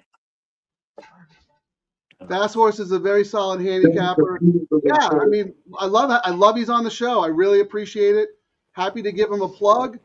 Charlie Steinbrenner, race 7, number 10 to win. That's Ciaran's Resolve. They're loading into the gate. I'm going to mute us pretty soon. Take a Breath 2-1. Resolve 5-2. That worries me a little bit. All right, good luck, everybody. We'll be back after the race.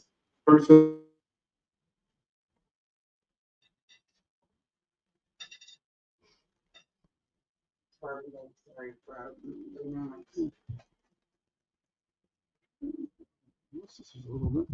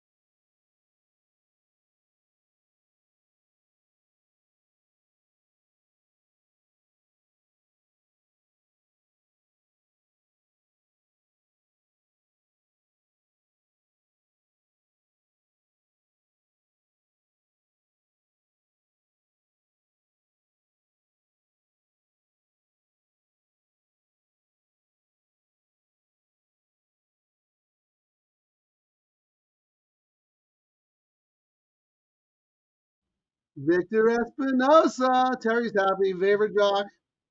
How about we talked about... Ciaran wanted to talk about every horse in the race, all his long shots. Wah, wah, wah, wah. The only one that mattered was the 6, Queen Sienna. Hope you guys listened. Win bet, pivot bet. 7 got a horrible ride. Horrible ride. Jaramillo, as good as he is, he does not know how to ride this turf course yet. How about my 6, Ciaran? The 10 ran better than your 7, though. Your 7's, 6 was a great pivot indeed. I lost the photo there again, but your 7 was nowhere again. Came too late. Harris should have won that race. That 7 was so loaded. That is one of the worst. And I'm not, again. No, that was a bad ride. This is being an analyst. That horse, even Frank, you could tell with the way his voice was going, he thought the 7 was going to run away with that race.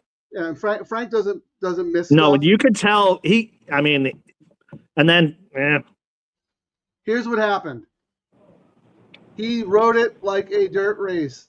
You Correct. cannot win with a 3-wide move around the turn on any turf course in Southern California. That was a bad ride. That was a bad ride. Radar Rob with the 6, and you got to pivot on it too. You've got it live on a ticket, right? And I bet to win. I told everybody I'm betting the horse to win. Your 10 ran really well, but you know what? Your 10 did what your 10 always does. That's why I divorced the 10 ages ago. Super Cab hosted the Inquiry. We were all over. Ciaran, your long shot. Inquiry. Ooh. Uh-oh. I might be getting taken down.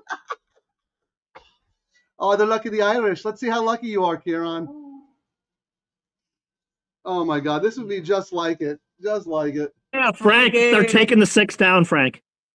He's good. He's good. No, you're fine. It's not involving the 6.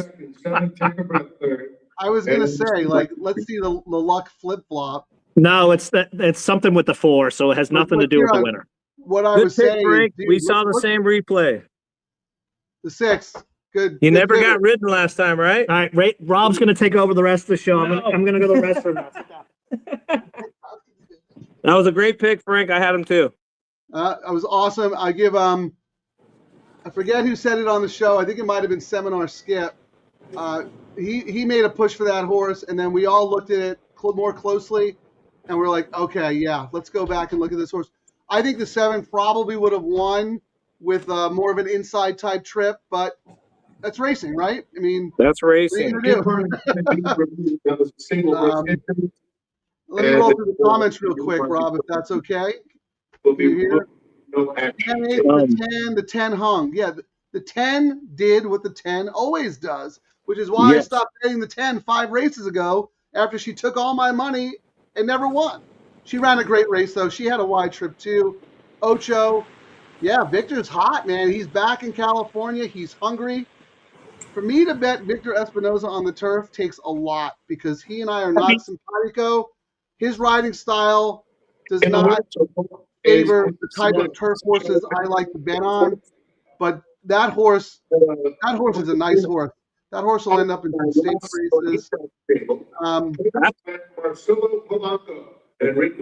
Frank's talking on the speaker right now.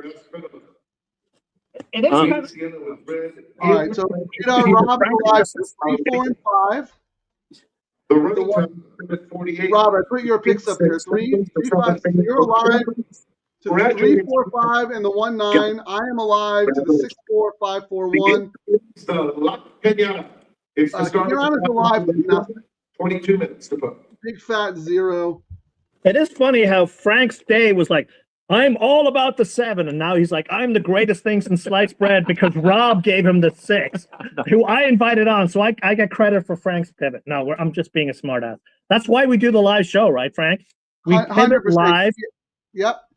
We pivot live. We adjust our bets. You loved the 7 all day long. It. All your bets were about the 7, and you're alive because you added in the 6. I pivoted, yes. That's what we're supposed to do. That's the whole purpose of this show. You're supposed to look at the odds board, see what's cold, see what's hot. But I was busy like shining the light on, so you looked good. And, the horse was bet in half. Yep. And never moved. Was 7-1 the whole time. Anytime the pool changed, they kept firing.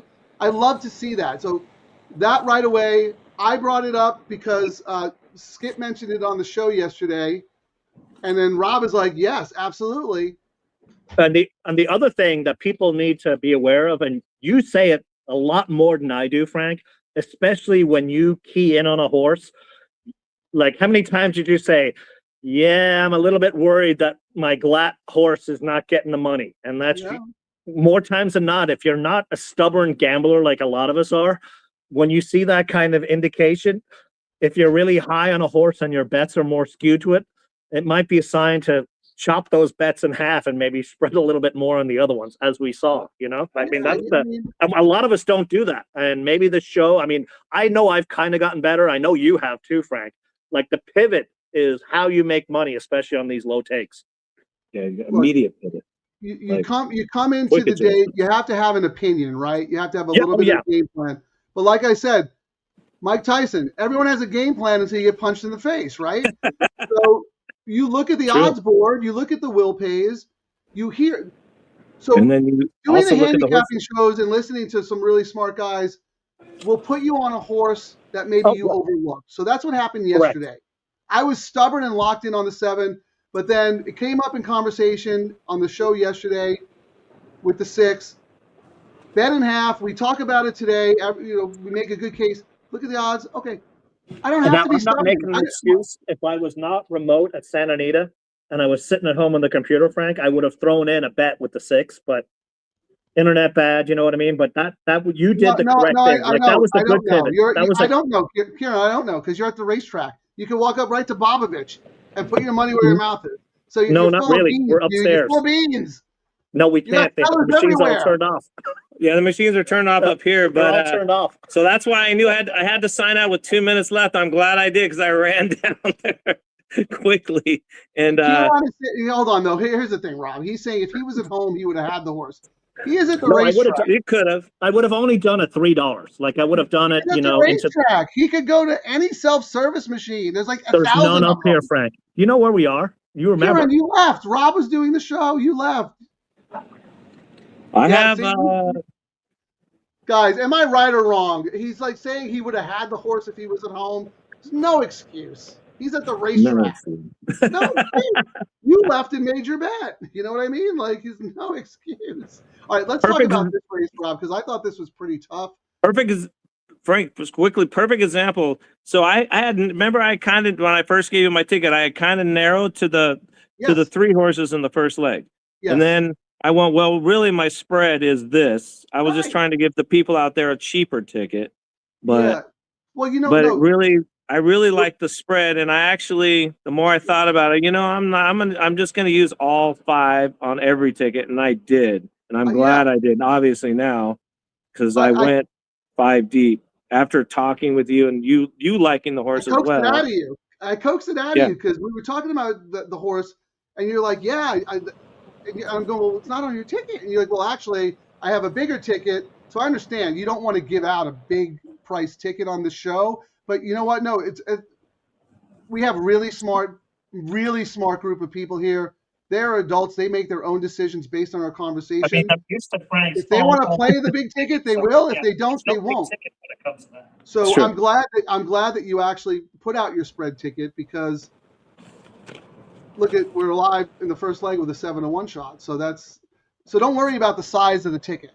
You know what I mean? Like we make our own decisions. I mean, here. you know me, I play pretty large. So I mean, larger than. Okay. Most people. This is a gambling show. Everyone takes the information and does their own thing, right? Rob, so if I told you I won a single in the last leg, Rob, who's your single? You can't shut up. Single would be the 1 horse in the last leg if I had to single. He's so desperate for attention, he's talking off screen. But anyway, market. It's a great lesson of not getting locked into a pick. I got off disco time earlier at Gulfstream when I saw how amped up he was. Yeah, I mean, look, all the shows we do all week, all the handicapping we do, it is 100% valuable. But at the end of the day, this is a gambling game. This is a wagering game. It's about how you structure your tickets and who you use based on the information in real time that is available to you. But let's talk about this race, Rob, because I thought this was tough. Nick Seaver says, give me the other Baffert, Udi, on a 13-day turnaround. I absolutely think that horse is live. I don't know why Brilliantly was 7-1 on the line. Let me open the tote. She getting money here? Nope. Uti is not getting money, correct? No, I meant Brilliantly. I was surprised Brilliantly was 7-5. Like, why was she 7-5? What has she done to make her 7-5? I mean, the works last time were obviously really good, but Baffert always works well, obviously, right? So, I do know that Nafisa is a $1.8 million horse, so they always had high hopes for this horse, and she put it all together last time. I thought so. There she was. Somebody hit the coast to coast pick 5 carryover, and so we are going to have a huge carryover of $149,000. Wow, we might have to pivot and focus on that tomorrow. That's pretty good. Combining races from Gulfstream and Santa Anita Park. tomorrow. Okay. So tomorrow, big carryover, coast to coast pick 5, $149,000. And that is a $1 bet, right? $1 bet. And a low 15% takeout. And I believe it's retail only. I don't think the computers are allowed to play that. No, bet, the computers do not take that bet. It's only at the track. So you got to show up at the track tomorrow. We might have to do a show around that there. Having said that, on the 8th race, as we were talking about, the 3 I thought obviously has a massive shot. Obviously, Doug O'Neill is really hot. I did notice, if you watch the replay, that DeMuro, the horse, hated the kickback. The jockey hated it. He changed the goggles 4 times. Wow. On the back. That's how bad the kickback horse are you was. Talking about? Which horse? The 3 horse. That's my That's something I noticed on the replays. He changed 4 times before he got out, and he actually kind of closed on brilliantly in that race. This is my top. That's my so and this is a horse. Take that for what you want, but that's a lot of kickback. Yeah, that horse is used to being forwardly placed. So to run that well based on that adversity, absolute upgrade there. 100%. So that's why 3-4 would definitely be my top plays here, no doubt. And then the 1 in the last race, and I thought the one had a big shot. The replay was really, really nice to me. I personally went on my pick 3s. I went 1, 3, 5, 9 on my spread, and 1, 9 on my narrow down. So if I was going to do a double here, I would do 3-4 with 1, 9. Actually, no, not if you're doing a double. Well, I'm going to. That's why it's double trouble, Rob. So hold on. You're right. There is no if. I'm going to run down and do it. You are going to do it. So what is your double here? I want to put it on the board. I'm going to do a 3-4 with 1, 9. 3-4 with 1, 9. I love it. Obviously, you got to really kind of narrow down on doubles, and I like to do like $50 to $100 doubles. So that's definitely what I'm going to do. I'll let people decide for themselves what they want to bet, but that's why also another reason we do the show, because we want to keep it going, right? Based on the results of the first leg of the pick 3, you now have options in the double. So yes, you're not using 5 in the last race, Rob? 3-4 with 1, 9. This was my pivot was 6-4. So you like the 3. So I might want to play doubles using the 3 to the 5-4-1 in the next, right? Because yes. If one of those 3 horses wins in the last race, and I get knocked out here, I lose all the equity I had on the long shot in the first leg. So I need to make sure I'm getting paid in the nightcap in the double if I whiff here. So I have to do a pivot based on this.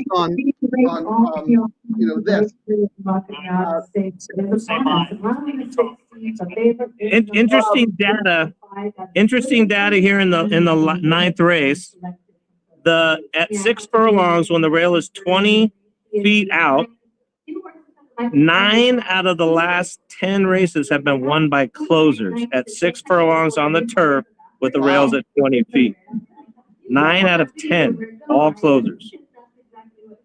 Okay, that's very interesting. Is that why you like the horse on the outside, the 9? Yes, that's why I definitely knew I had to use the 9. Thought he ran the biggest number. Big disadvantage, obviously, out there, but we'll see what happens. Try to save ground, make one big move, right? I think Millie's talking right now, so it's difficult to hear. Yeah, I'm going to mute you. I have you on mute. Rob, we got about 12 minutes. I'm going to go let you make your bets. I need Ciaran to come back on because we need to do a community bet where we take everyone's opinion and play the late double. So we have your picks in the pick 3 and the late double. And now, Ciaran, time for Ciaran to show up and do some work. All right, Ciaran. Ciaran's up. Thank you. Thanks, Rob. Really appreciate the time.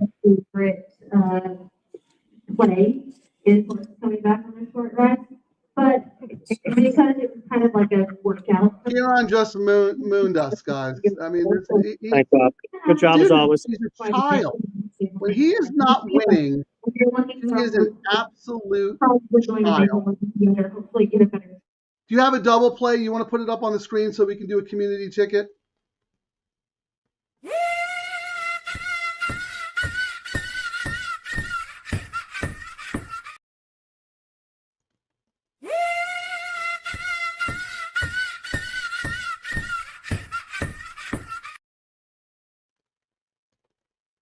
Do you have a double play for us? Oh, sorry. You're muted, Ciaran. Ciaran's muted. Paul Victory is 5-6 in the double. That's a nice cold double there. Nafisa, okay. It's going to be loud for the next minute, Frank, so I'm going to mute. All right, I'm going to run through the chat, Ciaran's least favorite part of the program because it's not about him.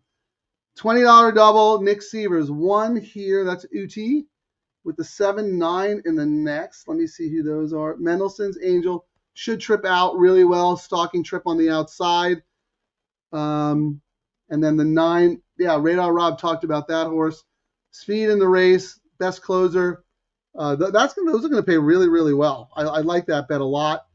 And then also to the 3 and the 4 in the last. Lamborghini, one of the Mathis horses. I like the other one better, the rail horse, actually. But that horse has a shot. And then Crystal Clean. Yeah, the dirt races have been really good. We'll see if this horse can transfer to the turf. And then, I love the way he's structuring his tickets here because this is what we do. He's going to do another double starting with the 4 in here. That's Baffert's Brilliantly. 2 those same horses in the next. The only thing I'll say, Nick, is that you probably want to look at the double pays with the 4 Brilliantly to start.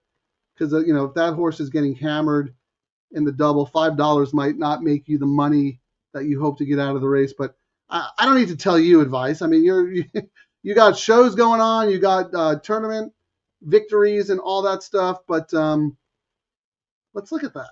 Let's see what they're paying, actually. We have the benefit of looking at the pools. So 4 to the 3. Okay, 197. That's terrific. Let me see your plays again. Hold on. 3, 4, 7, 9. So 4 with 3, 197. Yeah, 4 with 4 is 45. I don't know how strongly you feel about the 4 in the nightcap, but you might want to up the amounts on that. 7, 200. That's terrific. 9, 131. That's good too. Yeah, they're all playing really, really well except to the 4.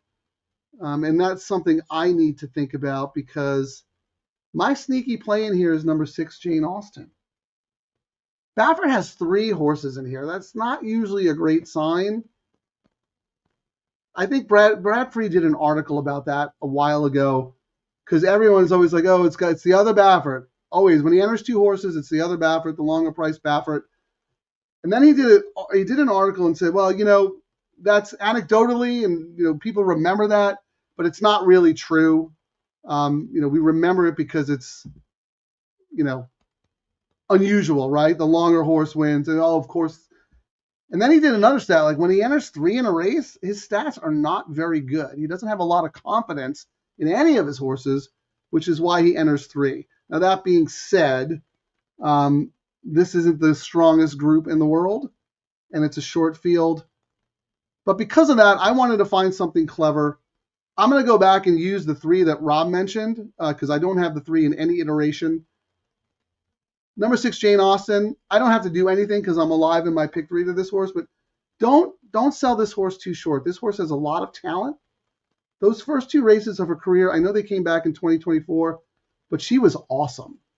She was awesome. She showed that she was stakes quality. So it's no surprise that Glatt ran her in the Summer Oaks. Didn't work out. Clearly something went wrong because she disappeared for more than a year.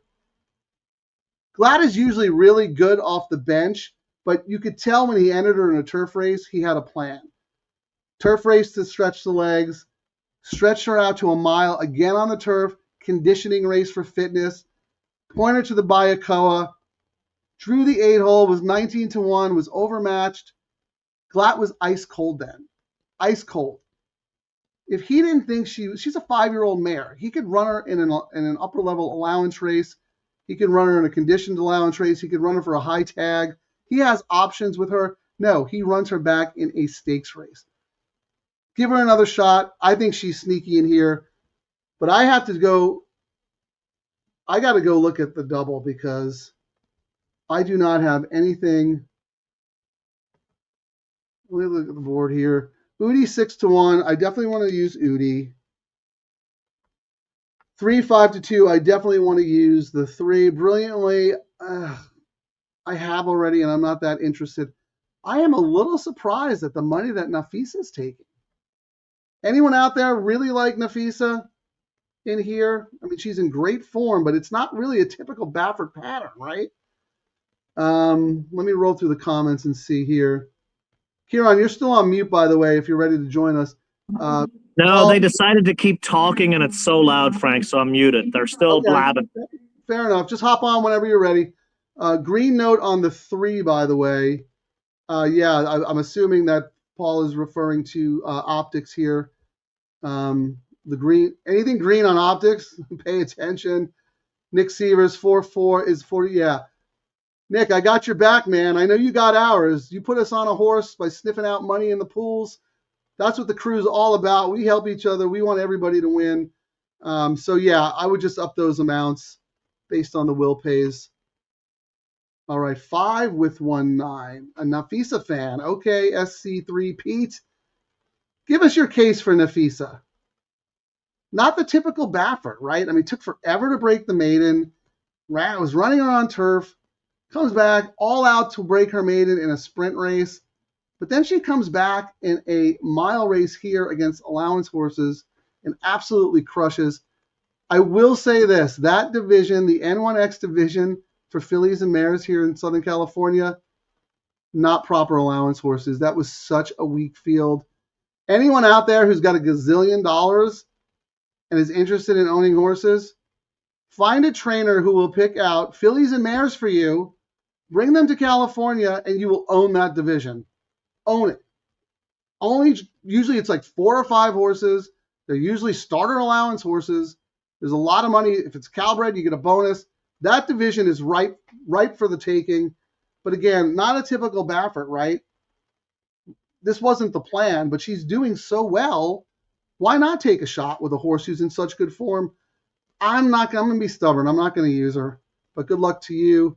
John Alwell, I had no intention of betting the 6. Thanks, guys. All right, John, thanks for pivoting with us. Really appreciate it. All right, Froggy Mushroom is on the 5, Nafisa. 5 doesn't need the lead. Yeah, that's true. 5 should trip out really well. Nick, 3 looks like going to be the fit. Wow, okay. All right. Finally. I thought we talked a lot, Frank. Yeah. Well, dude, we're doing a show. We can't have dead air. Well, it's so loud. I mean, I keep forgetting that on Saturdays they do a literally 5-minute preview of every race, you know? They just went longer today. Well, here, Ciaran, we got plenty of time. I know it says 2 minutes, but they're just moving out to the track now. We got to do our community ticket. I know. And I was about to pivot because I didn't think that Jessica and them would ever stop talking.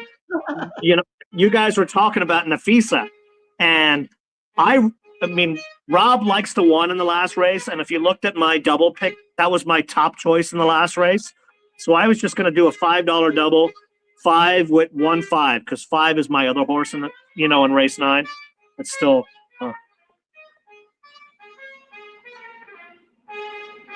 It's not. I can hear you fine, but is it really? Oh, I just can't hear you, is what it is.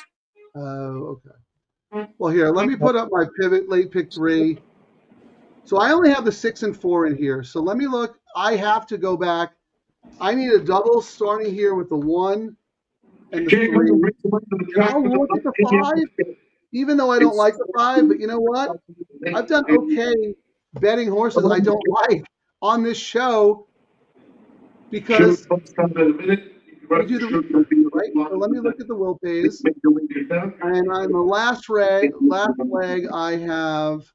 Well, sorry, Frank. If I'm cutting you off, it's the little delay and the loudness No, here. go but ahead.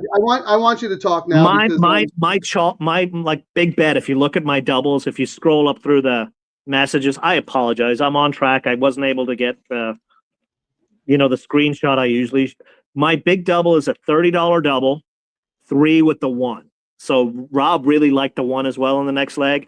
I mean, I talked earlier about how I love the Kent horse. It's a little smaller bet. But I'm going $30 double, 3 with 1. Then I've got a backup double, a $10 double, 4 2 at 1. And again,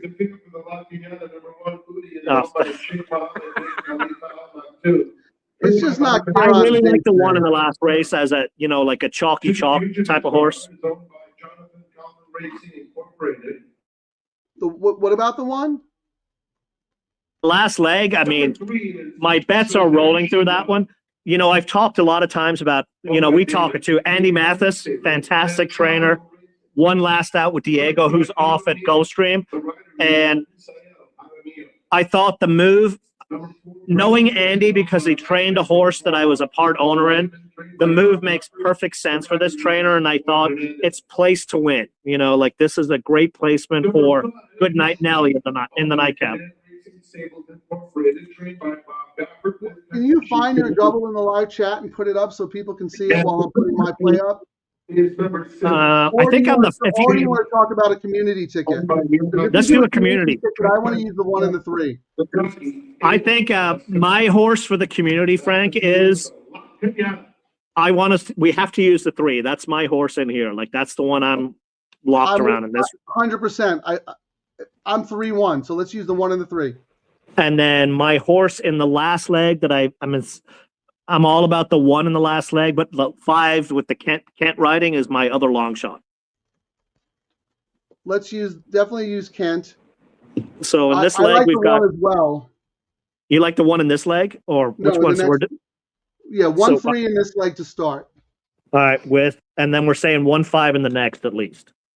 At least the 1-5. Let me look real quick. And let's use the 7 because I don't have the 7, but Rob liked the 7 and the 9. Because a couple of people mentioned those on the crew, and I'm not alive to any of them.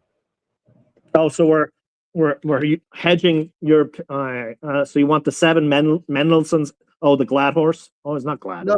No. Get Brendan Galvin. Oh yeah. So Mendelssohn's Angel, right in the last. So you want 1-3 in this one and 1-5-7-9, correct? Yeah, just for $5. I think they're all fine. So what's $40, right? Yeah, you might have to do this bet because, like me not being in this thing, the signal is so bad getting the. Go to the window. There's no windows up here. No, you go down. I can talk. Go back down. I'm trying to save our viewers from. Believe me, this is the best show ever. 60, 50, 75. I'm putting my double play up because this is. No, but you were making fun earlier. I was kind of standing behind Rob, but I would have only had it for $3. You know what I mean? But that was the kind, like you did it correctly, and I was just trying to say before you slap me down.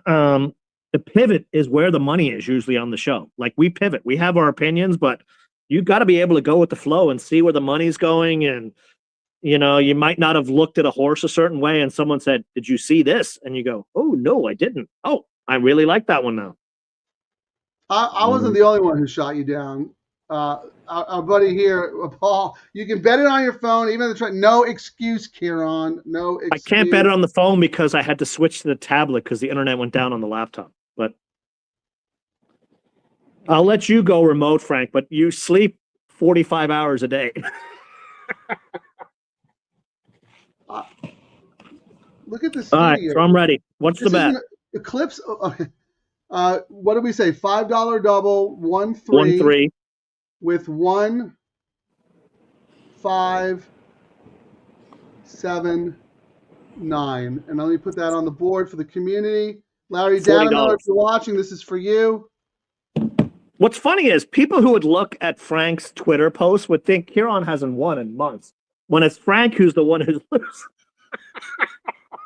Today is going to be the one time Frank actually hits. And I actually have, I have to make sure ahead of time. Congratulations, Frank, for finally hitting one here. It's not, Ciaran, it's not just about hitting. It's about what Miramati said to you. I always thought you were a clown.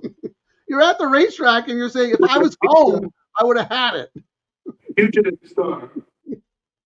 I call people out on their BS. No excuses. $30, You right? know exactly where I am. And you, oh my God. All right.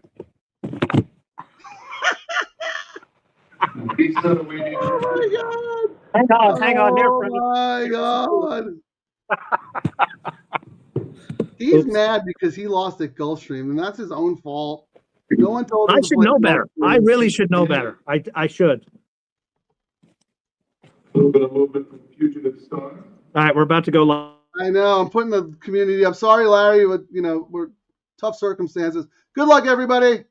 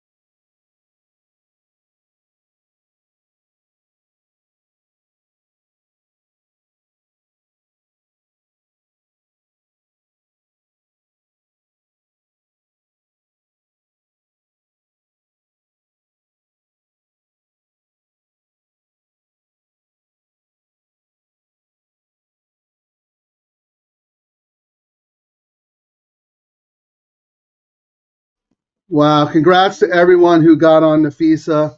She's in such good form. That knocks me out of everything. Oh, Well, at least my pivot bet worked. what was your pivot? I think I posted it in chat there. 5 with 1-5. Good job, Froggy. Good job, Paul. A lot of people talked about Nafisa. Yeah, she was getting bet. The money showed up. Pete, she finished strong on the lead. Doesn't need the lead. Rate. Good job, crew. I was stubborn. Looks like Dan was. You know who might be getting cold now, Frank? O'Neill might be starting to wean off. Like we talk about how it's you got to pay attention and get on the early trends, but you also got to be aware when these guys start slowing down, not to press them because they're hot. I think it might be time to start backing off O'Neill and Hara horses. Maybe. We'll see. He's probably going to come back tomorrow and win 5 of them. But. Yeah, I don't know if I would take this race as I don't know. There's been a few rides today that I don't know. This weekend has me questioning. I was going into this weekend, anything those two guys had, I was all over. Now I'm going to dive a little bit deeper, if that makes sense. Yeah. I mean, you gotta take what you see and use the information going forward. The other Baffert, try and not be stubborn. Other Baffert. Well, we also have to try and not be stubborn because we can be very stubborn about our opinions and certain things, and I think we do a good job playing off each other, Frank, and talking ourselves off of our stubbornness. Oh wait, hold on. I did use Nafisa. Here's my double. Because remember, I said I did not want to be dead to my horses in the last. So 5 with 145. So I did the pivot as well. Yeah, only because we talked on the show. Like I didn't like this horse at all. Nope. So when I wrote the things down, the 5 to the 1 was 115. The 5 to the 4 was 97, and the 5 to the 5 was 233. I would have those. I have them for $10 each. Ciaran, who are you alive to? We have the same horses, I think. Yeah, 1-5 only. Yeah, and that was both of our pivots. Yeah, and it was one of those things like we kind of talked about it, and I mean, I had notes for that one, but then when we were talking, we're like, how are we not? I mean, Kimura was on this I still don't horse. like her. Even after the race, I don't like her. I still don't, but I was like, one of those things like we know Kimura is riding so well, it's like almost one of those things, and he was on fire yesterday and then had no races late. Like I think all his wins yesterday were the first 4 races, and he was gone. Yeah, he won the first 3 races. I don't think he won anything after that. Well, he didn't ride. After race 5, he had no mounts. There you go. Look, Ciaran, what do we say this show is? It is a live wagering show. All I could talk about was how much I did not like Nafisa. Not your typical Baffert. Took forever to break her maiden. 5-year-old man. I bet her anyway because of the crew, because we talked about it. Like, who could knock us out that we don't have? And then the money showed. Again, the money showed. 0.77 seconds. Went off at 2 to 1. Wow. 3 wins in a row. And Austin ran well. She ran really well as a long shot, but not well enough. And it's stakes winner in the lock together. Let us know, everybody, who you're alive to, because I know several people in our chat really like that horse.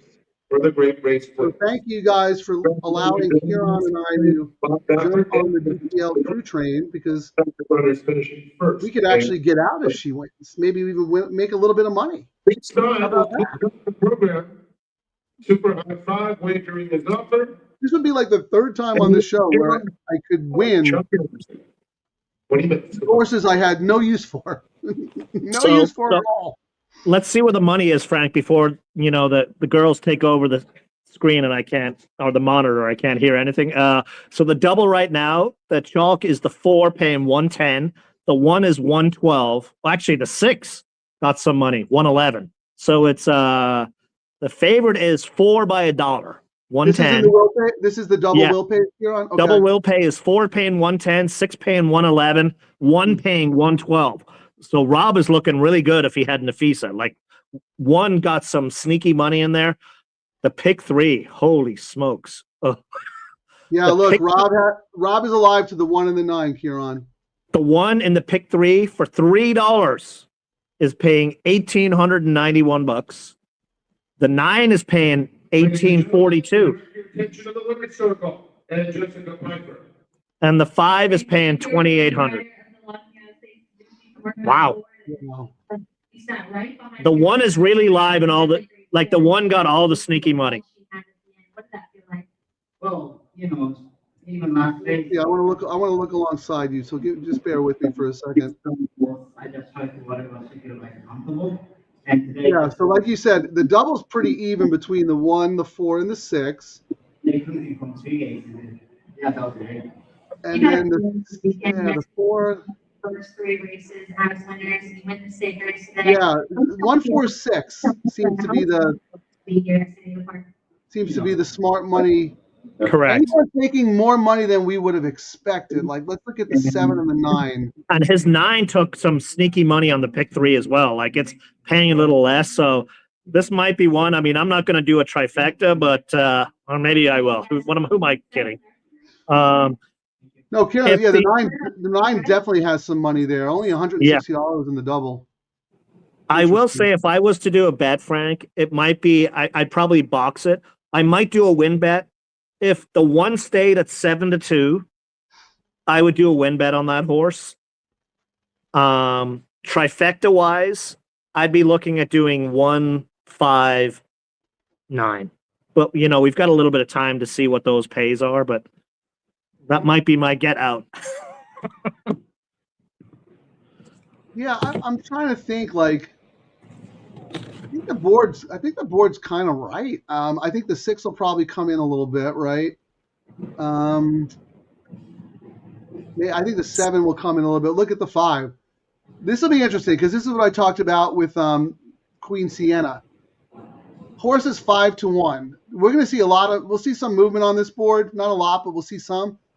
I want to see if the 5 like holds steady at 5-1.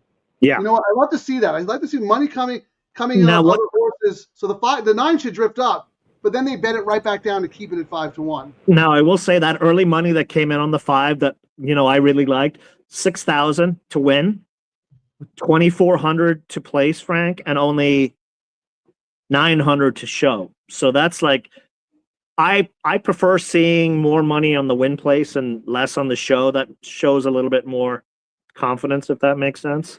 So it's not as sneaky long shot as we thought.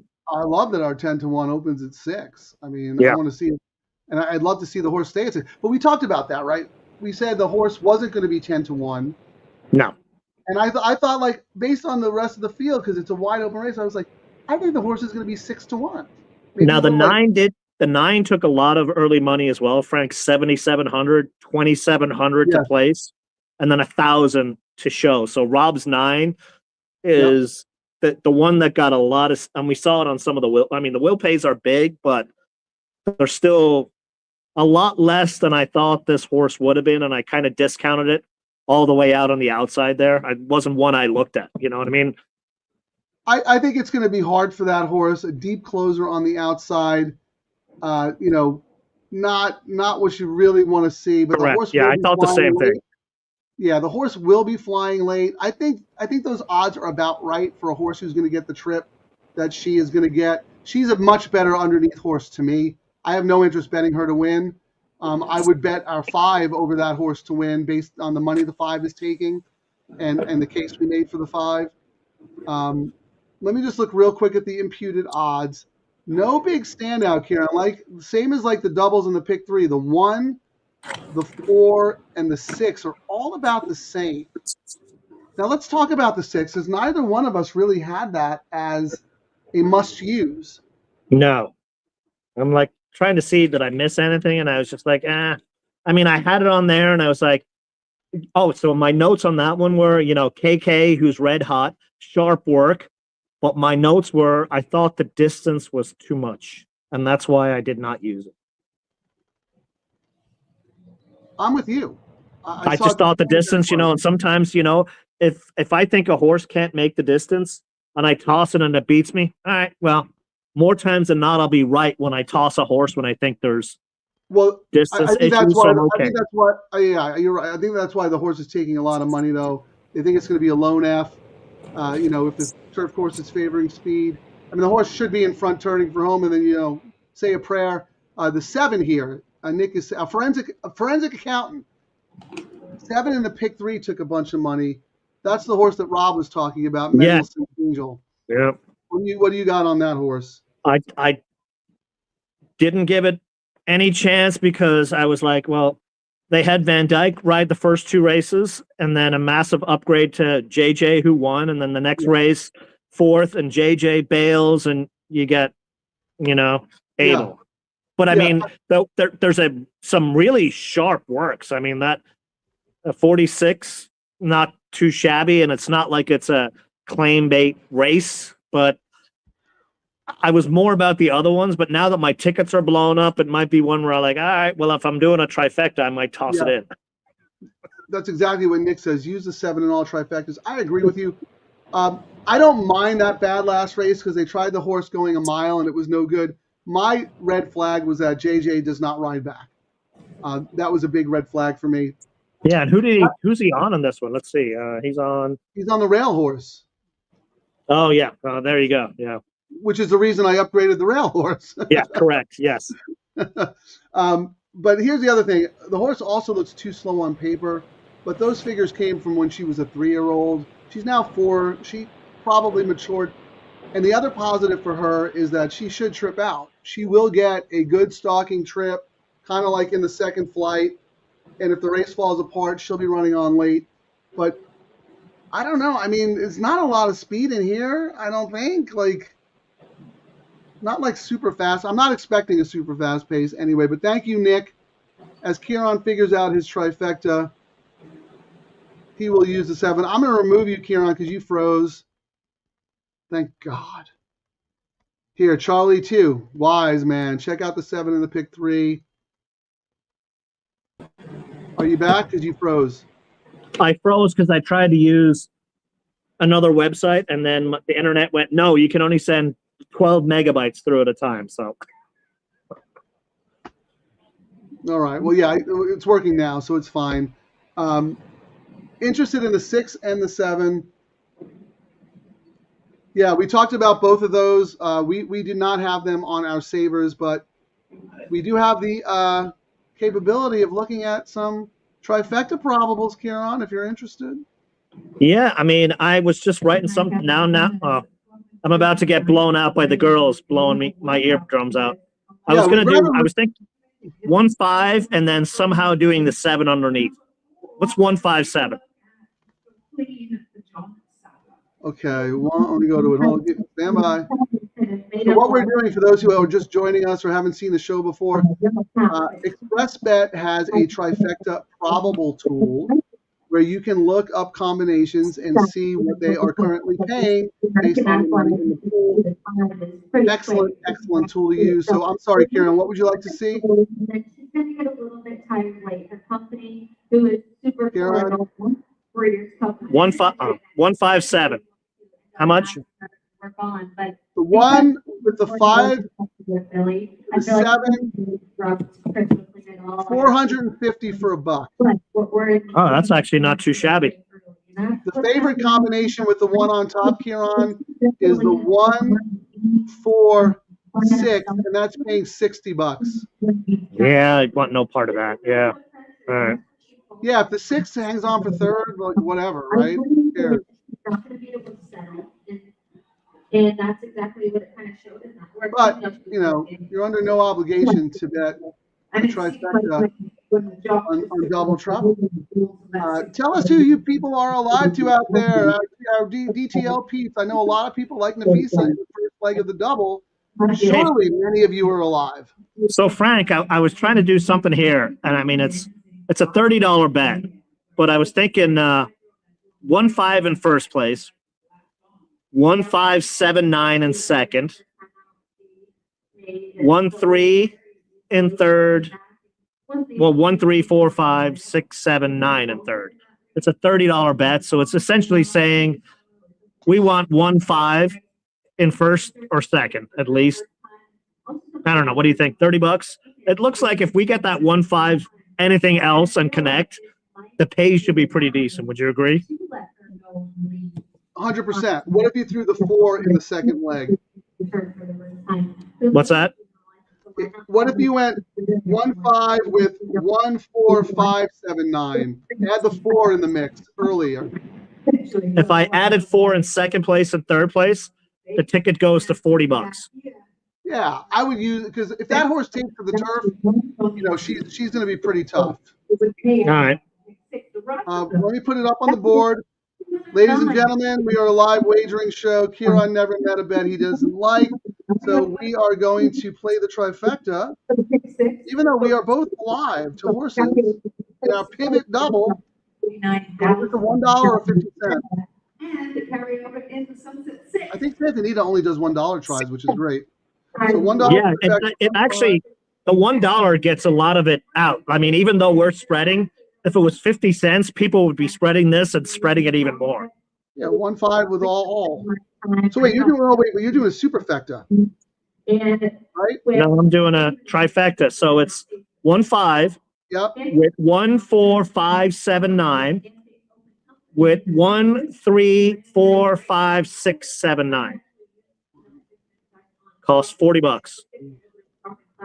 And has proven. I see. You're adding 3 horses in the third slot. Yeah, I'm just adding a little bit more coverage. $60, you said? $40. $40. That's 4-year-old. It's not bad when you told me that. I mean, if we get the 1-5 in first with something else, the fact that it was paying, using the 6. I mean, you said the lowest payout was, I think, $30 with 156, correct? I'm going to check it Or again. 146. I'm going to check it again, but make sure I have this correct. All right, $1 15. try, 1.5 with 14579 with 1, 3, 4, 5, 6, 7, 9. Correct. Yes. Yeah, that's basically 2 by 3 by yeah, okay. So let me look at the probables again. Let's look at the 1 to the 4 to the 6. That would be the lowest pay. As well. 146 pays. What did you say? $30, right? That And pays $60. Oh, for $1. All right. Because the other day when we hit it, what did we spend? We did that super high 5 and we spent $40 on it. And we won 18. No, we spent 25 and we got back 18. At least we got money back, though. I mean, and we got some entertainment value. And for a second, we actually thought we made some money. We played the super high 5 in a 5-horse field, and I like the way we bet it. We were unlucky at the line was unlucky for us. Otherwise, we would have actually got paid more. Our price horse lost the ball. Yeah, and so it actually came back in order of favoritism. So favorite, Yes. second favorite, third choice, fourth choice, fifth choice. And which is when you do these bets, you usually want the chalk to finish in the last spot, not where we had it finished. Yeah, I know. Like if we were trying to be a little more targeted, we probably would structure this in a way where we use the 4 and the 6. But it's coming back $60. We'll make $20. But let's look at what the longest is going to pay. Let's say the 5 wins. Hold on. 5 with 1 and 9. What does that pay? Yeah, hold on. Those are the longest prices in the combo. Let's see. Let me see. Hang on. Let me get out of this screen. 5 is 7. 591, Frank. No, 5-7. Oh, 571. 5-7. Who's the next highest in that spread there? The 9, probably, right? 5. Yeah, slightly the 9. 579. Okay. 579. So that's what we're that's probably the best combo we're looking at. 5 with 7 with 9. It's coming back $650 for $1. I'll take that. So our spread is between $60 and $650. And it costs us $40. Probables, and we're only spending $40. And that's the beauty of the the First Bet app. We can you can map out what you could worst case scenario make if you're correct on your first, the horses at first. You're not betting blindly, and all we ask as horse players is give us info, give us access to the information. Give everybody the same access to the information that's available. Yeah, look here, we got a new sign up there, Frank. Look at that. That's what it's all about. I mean, no one else has it. Well, Jeff, thank you for doing that. I am sending Tyler.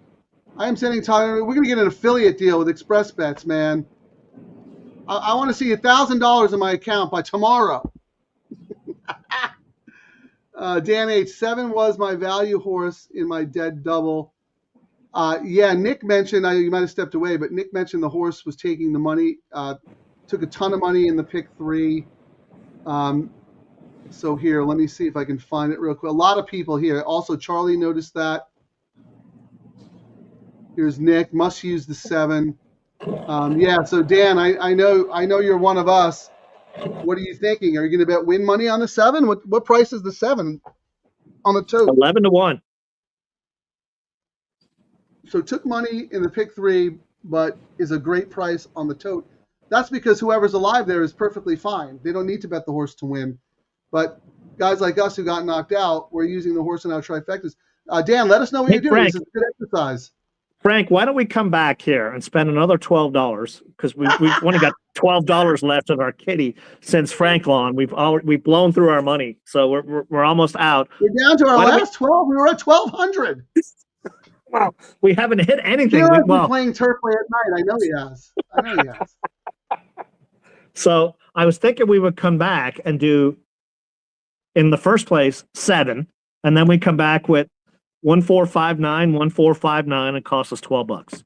Well, Well, here's the thing. I was going to veto that because it'd be nice to have that $12 for tomorrow because we are doing a show. But you know what? No guts, no glory, Ciaran.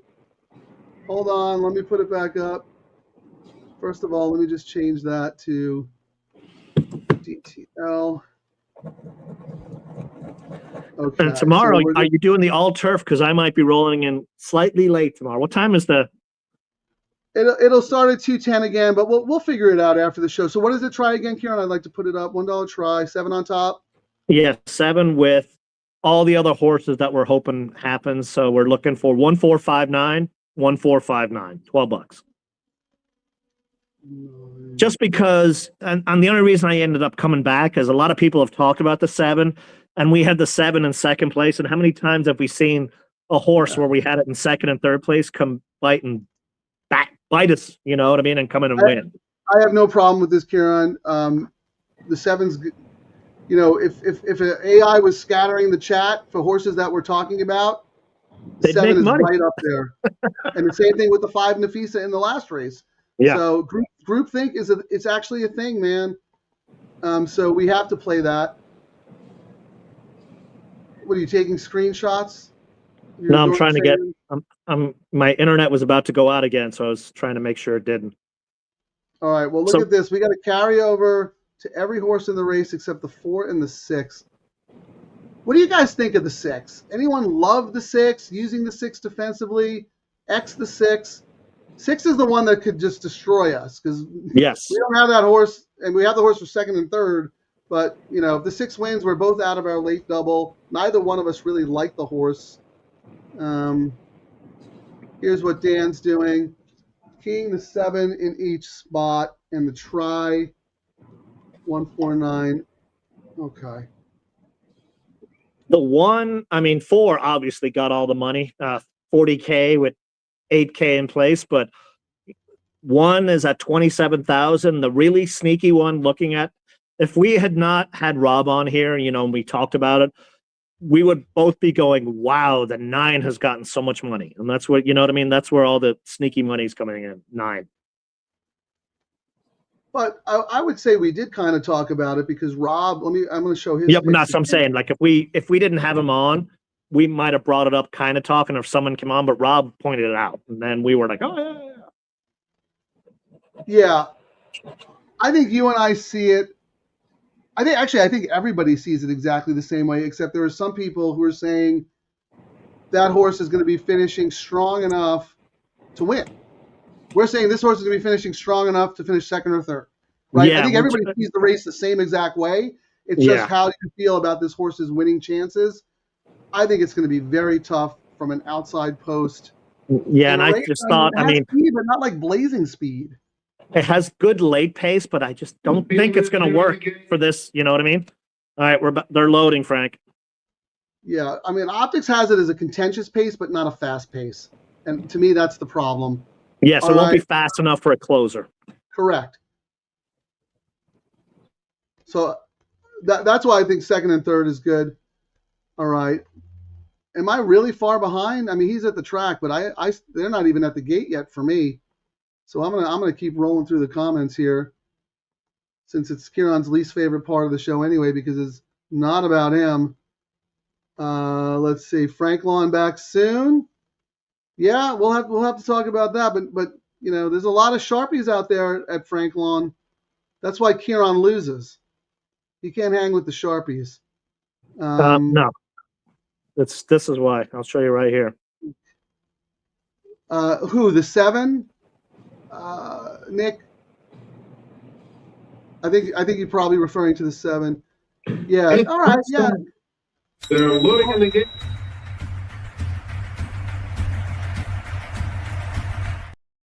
By royal decree, like and subscribe to Double Trouble Live on YouTube. That's for pure attention. Total, not organic at all. Anyway, 6 loans. You know what? You're right. 6 is the lone speed of the race. I thought maybe the 6 would get tired late, but yeah. I mean, if the 6 wins, the 6 is going to win wire to wire, and I'm going to have egg on my face. But good luck to you. Ooh, someone's throwing the 2 into the mix here. Miss Club Cali. All right. Sneaky, going to get a good price.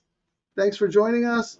All right. They're loading, so I'm going to shut up. Good luck, everybody. I would really like the 5 to win, and then all the horses we have in second to come in second and third. All right, let's do this. Good luck.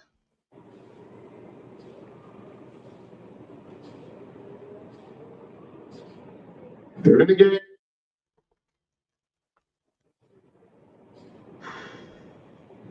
And rock. The Bells Etoile is out quickly. Here's fancy backs in the orange colors, along with crystal clean flag.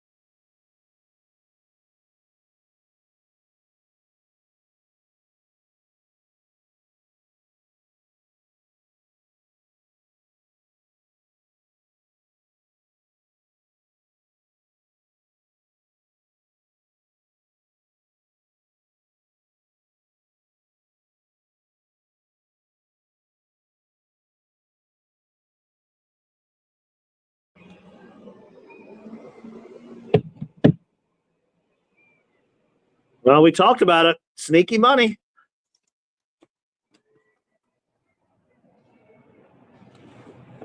You're muted again, Frank.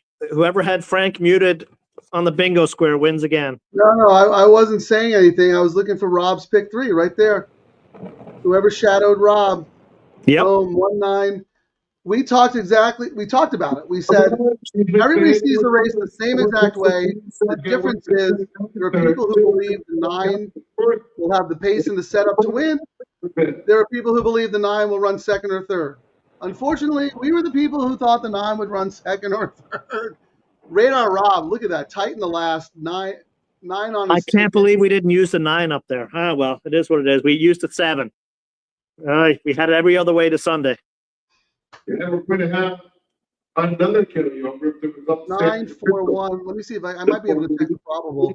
I don't think that's going to pay all that great. Pick 6 carryover, Frank. 9-4-1 was paying $145 for a buck. So I don't think we missed anything. That's all right. That's not too bad. I don't think we missed anything there, Ciaran. Yeah, it's paid a lot less, but they're saying pick 6 carryover as well. So we're probably going to see some big pool money tomorrow, Frank. Really disappointed in the way our sneaky horse ran. For a second, Shadow Towel was the 5. And I said, oh my God, it's counting the money. And then I'm like, oh no, that's the 9. Well, that's one. 4-1-2-8, your super high $5. And the 1 just, I don't know. But Tiago, I mean, we have been talking on the last few shows. He was red hot till he got injured at Del Mar and hurt his cheek, and he's finally back on the game. Like, what is that, 3 now today? So that's another. He's starting to get the good mounts, and the owners and the trainers, when a dude is hot, they put him on. Yeah, I mean, he's a terrific rider, and I'll tell you, I've said this forever. There is no better jockey in the colony on a long shot. I mean, that guy boots more long shots than you can imagine. So if there's a horse who is looks like has no chance, and I see Pereira riding, I dig really, really deep. Now, not that this horse was a long shot. This horse absolutely made sense to run well and to be competitive. But again, like we said, Ciaran, the race, we thought more for second and third. But here, I would like to congratulate Rob, because some of our peeps shadowed him, did not like the horse to win. What was taking money? Look at this. Fine. What did you say it was paying? Like 1,800 or something? We'll have to look at Yeah, that. 1,800 for the pick 3. Yeah. 5-9 double, $160. Congrats, Pete. I'm glad you got it. Here are the coast to coast races. Yeah, we'll take a look at that. See. Yeah, pick 3 was paying 1,891. Oh no, 1,842. Awesome work. Sorry, Jeff. Yeah, we all got punished today. $149,000 carryover. Excellent. Oh my, he has X-Racing. Wow. Oh, the Radar Rob, MVP of the show. Ciaran, second MVP for bringing him on. Well, Rob came into the Eddie Logan. And I was like, yeah, you're coming up on our show today, just so you know. Congratulations. Rob's great. I've had him on my seminar. We see him all the time, Ciaran, in the Logan room. He's one of us. He's a fun, degenerate gambler who makes a lot of money doing this business. The work that he does. I mean, you looked at his form. I actually was going to make fun of him and grab one of his sheets and show it. I'm actually going to. No, I'm going to grab his Los Al one and I'm going to put it away in my case and I'll show you on the show tomorrow. I was joking with him. I was like, Ice Cold Exacta was about to go on TVG and I was like, oh, are you working today? He's like, no. And then Rob came up and I was like, Rob's sheets look like he had a preschool person and he gave them a pen and I said, go mark up my sheets. And whenever they don't mark up, he bets. So I'll show you tomorrow on the show. No, you're actually being kind. He looks like someone who's writing a manifesto in a like this. cabin somewhere in Montana. Like it's like this, but worse. Like he's like, yes, and this. There's no, you can't see any white space on it. It's ridiculous. He shows me it, and I'm looking at it, and I'm going, oh my god. And he's also really good at Los-Al. Like Los-Al is actually probably his better track. He was one of the guys we did the at the Memorial. We did the all bet at Los-Al, Frank. And what was crazy is we lost a photo finish in the second leg for like a 40-1 horse. I mean, all of us threw money in. Ended up, we spent like $1,000 on that pick 4 ticket. If the I think we won $82 or something like that for the $1,000. Well, a little backstory there that Ciaran mentioned. When he mentioned the Memorial, we had a little gathering in commemoration for one of our dear friends, Jose Arias, who passed away. What was this, like 2 years ago, maybe? Yeah. Team Eddie Logan represented Santa Anita extremely well at the NHC. We called him champ for a reason. NHC champion. And then he finished second 1 year. I mean, like the dude was unbelievable. Nicest guy. But his bet was, he was a Los-Al degenerate, and one of his favorite bets was like all, and then a crazy price single. And you'd be like, what are you doing that? And it would always hit. He was so good. Yeah, he's another who loved Los-Al. So after the races, everyone's hanging out and having fun, chit-chatting, whatever. Los-Al's on the screen because we're going to play it. And Tom would always have to. Tom Quigley is the best because Jose, people, want to talk to him. He was talking. Yep. He's looking at the phone. 5 minutes close, champ. 3 minutes close, champ. They're going to the gate, champ. Like he had to remind Jose to go make the bet because he was such a nice guy. He talked to everybody. Yeah, I'm glad you brought that up because another good friend of ours, Mark Hackworth, who was also he was way closer to Jose than we were. And now he's part of our crew. He's one of us. He's one of a friend. Him and Janet, really wonderful people and great horse players. We're all cut from the same cloth, man. Billy Koch, founder and managing partner of Little Red. Yeah, Jose, R.I.P. brother. Thanks, guys. Great show. Thanks for the late pivot to save the day. And Rob back soon. Combining Oh, maybe I'll have Rob on for the early part of the show because. Oh yeah, so I'm going to be coming in hot, picking the wife up from the airport, and I can't say take an Uber because I tried that one time, and I don't like sleeping on the couch. There is a face that Shannon makes when she is not pleased, and trust me, you do not want to be on the receiving end of that stare because you know you're in big trouble. So, Ciaran, as co-host of the show, I'm going to step in and make an executive decision. Go pick up Shannon from the airport. We'll do okay. We'll either just do the late pick 3 and put out our picks earlier in the day. Maybe we'll do a little video for the all-turf. Or I'll come on early, have a guest, and we'll play it by ear. I mean, with the way the weather is, who knows how bad the flights are going to get delayed. I was like, hey, honey, you might not be flying out till Tuesday. Yeah, she's coming in from Montana. What did you say? It's like minus 15? Yeah. San Diego native went there, and at least she's looking out. She's like, it's not that cold, and the locals were like, you're lucky. There's no wind. When did they leave? They left Thursday. They were there the last 2 days, but they've been lucky they didn't get the wind, and they've kind of been going from inside to inside, which is what you usually do. So, well, if you live in Florida and you're there in the summer, you do the same thing because it's so hot. Or in Vegas, inside to inside. When I went to the Pegasus three years ago, Frank, I got off, and it was January, and I was all bundled up, and I got off the plane. I was like, how is it still 90 degrees? Like, what the heck? And then I went to the track. I'm like, why is everything enclosed in glass? And they're like, you've obviously never been here during the summer. But the most important thing is does Connor like it? He's 50-50. So Okay. we shall see. All right, Ciaran. Well, we got to wrap up, so let's do our traditional. I mean, do you have time to look at the pools and the pays and the parlay and all that stuff? Or you got to go? I'm sad. I don't want to look at that because I already know that it's going to pay exponentially more than what it does. And we already know that. I mean, when we see chalk and chalk and chalk still pay 10 to 15% more, I mean, I know today's probably...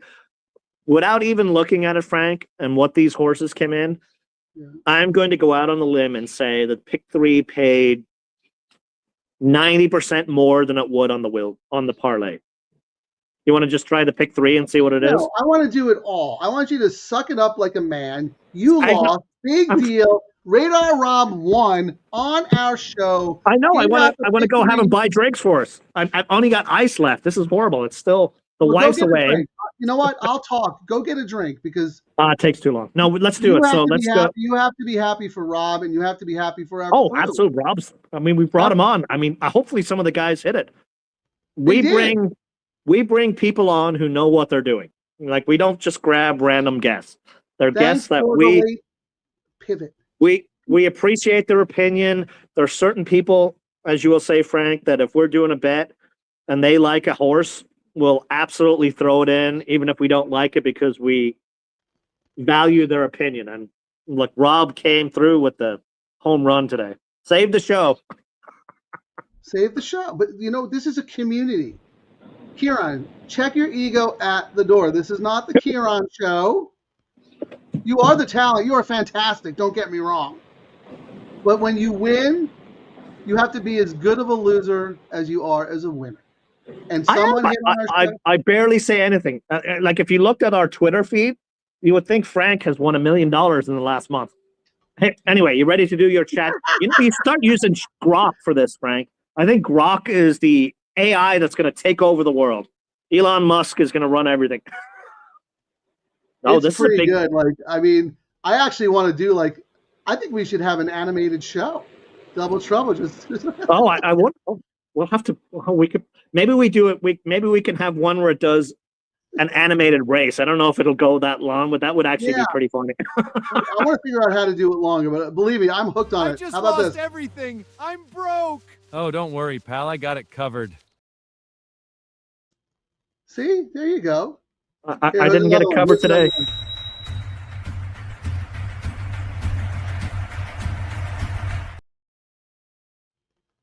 When I All right, did that King of the Turf one, I think that doomed me. I didn't get anything today. Nothing. I know. Ever since you did it, it's been a jinx for you. But we've also had so many shows where going into the last leg, we were alive for like good hits. To stacks, and we're getting at least we're getting money to bet the next day. But we've been so close to getting we're alive for the next month. We can be total degenerates for a month. We either whiffed, and our horses ran second, third, and fourth, or you saved the day, but it wasn't your best result. You know what I mean?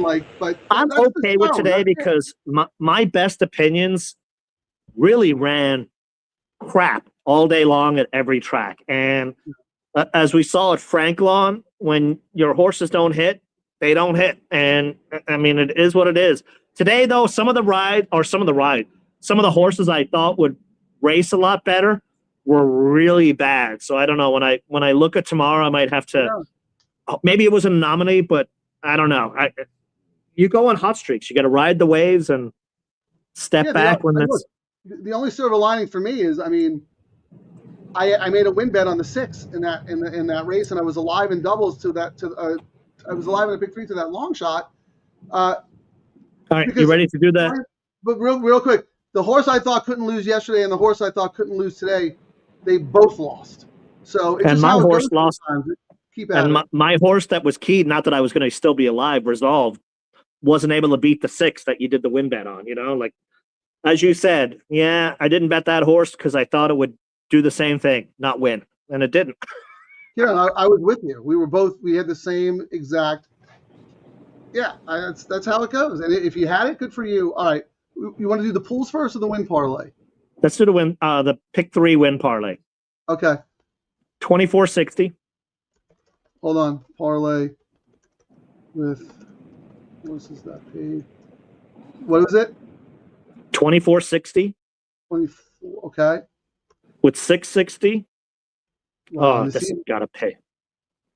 And yeah, this with $13. Now I thought it paid 90% more. What did that say? What was the win parlay on that?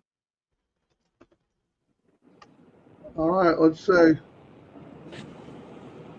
After the show, I always back up these numbers with my own math, but according to ChatGPT, 791.51. Oh, I was even more than I thought. 1842, so 150%. That's why you do it. I mean, that greatest bets there are right now. I feel so bad. And then, I mean, Portnoy today was.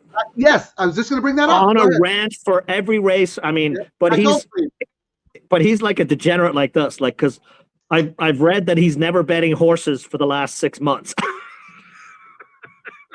As he bets them again, but he was complaining about Gulfstream Park today and goes, this exactas and tries, but you don't bet those bets. Horse racing anymore.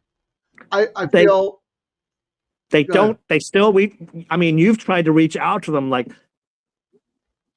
the odds don't matter when you're doing trifectas and exactas. It's the pool and it's the money in the bucket and how it's distributed. So.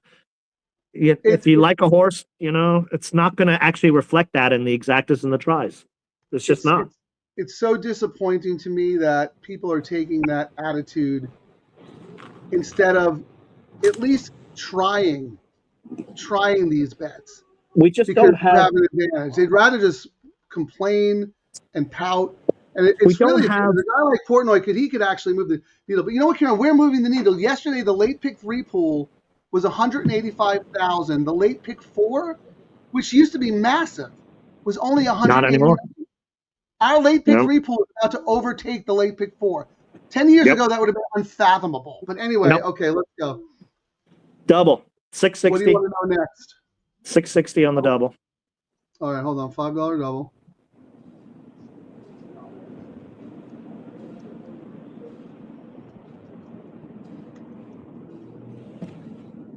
$660 with $13. 13.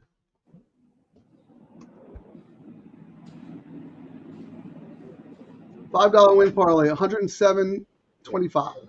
160. And that's still pretty good. I mean, because we saw a lot of the sneaky money come in. Like that's why we talked about it. Like the sneaky money was showing up on that 9. Well, this is what happened, Ciaran. people to play them together, right? Yes. Pick 3 was so massive that a lot of people didn't have to come back and play. People either pressed on that combination or covered with that combination. But what we have seen is that the double always pays more than the win parlay, but the pick 3 pays significantly more. Yeah. Oh, that's where the yeah. If someone asked me in an interview, what is the best bet in racing right now? Undoubtedly, it's the $3 late pick 3. 100%. 100%. Like, I mean, my handle is California pick 4.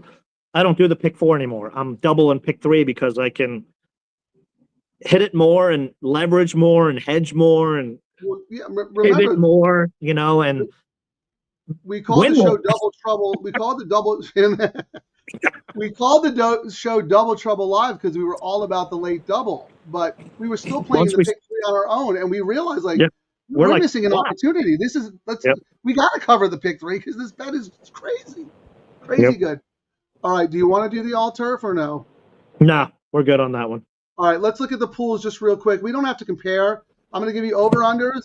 Okay, the $5 late double pool. I'm going to say 300,000 on the late double. Yeah, over under 300K. I'm going to say people got knocked out at Gulfstream with some of those prices. I'm going to say it was 342 without even looking. No, that's crazy. I don't think it's ever been that high, but 248. Oh, really? Yeah, I was giving you an inflated number. I love it, though. You're being optimistic. Because I was just thinking we'd get more money, or maybe everyone was just so drunk and done gambling. Ciaran, more money, 248,000? That's probably the second best, largest pool they've ever had in the double in the history of the sport. That's ridiculous. Yeah, I'm going to look. I'm going to pull up, look at last year. So what is it? It was the 25th last year. Let me see if I can pull it up. Well, what was the pick 3? What was the pick 3? Today's pick 3 pool, 2,000 less than the double, 246. Still really amazing. So the pick 3, the double. What was the double this year, Frank? 248. It was 227 last year, so up 10%. Pick 3 was how much? 246. It was 154 last year, up 75%. The pick 4, 273. Was 372 last year. Exactly.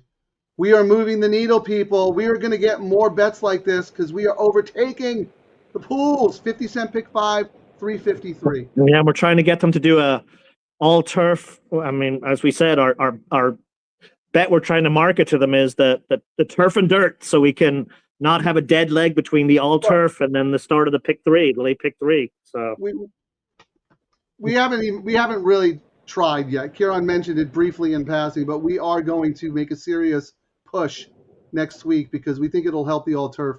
Pick 5, Ciaran, 353. Oh, let me see what it was. Probably 500, I'm going to guess. Let's see. Pick 5. What did you say it was? 353.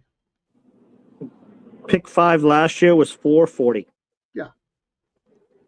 Oh, there was 2 of them. There was that was the 50 cents. What was the coast to coast last year or this year? I have to go to a different screen, but let me check. Remember, there was a carryover though, so. Oh yeah, that kind of messes it up. Yeah. Yeah. Can we do the all turf, please? Because I mean, we are trying to push that bet. Let's just. All right. What was the all turf, Frank? I'm looking. I got to go. Hold on. Let me go. Ciaran, the numbers that the double and late pick 3 are putting up are staggering. That's why we pivoted to the pick 3 because, and like we did in our little short video, they're handcuffed together, and I still think we're going to see more money on the double. People are still betting they're not handcuffing both bets yet, but they will. It's coming. Okay, the $3 late pick 3, a little disappointing. I thought we'd get a little more here. 67,000 for the all turf. Yeah. 42 last year, Frank. It was up. Oh, okay. Ciaran. 50%, Frank. What more do you want?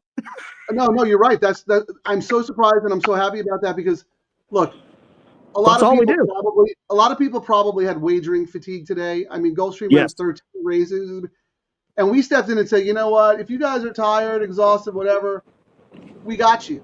The DTL crew has got you. They put everybody on the FISA. Radar Rob put everybody on the 9. Yep. We carried people to the end today. I think Santa Anita is going to be thrilled with these numbers because you would think everyone was going to stop gambling after Gulfstream. Yep. All right, can we do the win parlay and then I'll let you go for the all turf? I closed out. Calculate a $3. Oh wait, let me see. The big favorite in the face. Race 1. So I was actually talking to Rob earlier because he's starting to turn his attention to, I was like arguing the merits of the all turf. And he's like, yeah, I kind of started looking at it. And a couple of other guys were like, yeah, the money's kind of tied up for a long time. And I was like, not really. And then they were like, oh, I never really looked at it the way you guys are looking at it. And I was like, it's always like, some days when they've only got 8 races, they got to do it in race 1 or 3, you know what I mean? But most of the cards are 9 race cards now. So it's like 5, 7, 9. Like it's pretty easy. And it is. I was making the argument too, like it's been pretty formful and chalky so far, but we know it's because they've got all the, usually like stakes races to start it off. That's not going to last. We're going to start seeing these crazy prices hit.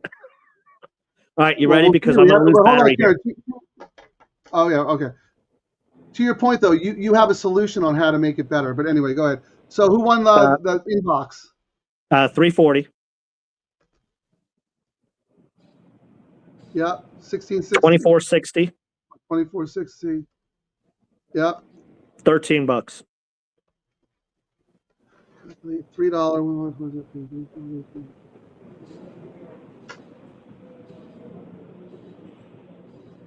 $407. All right, let me see what it.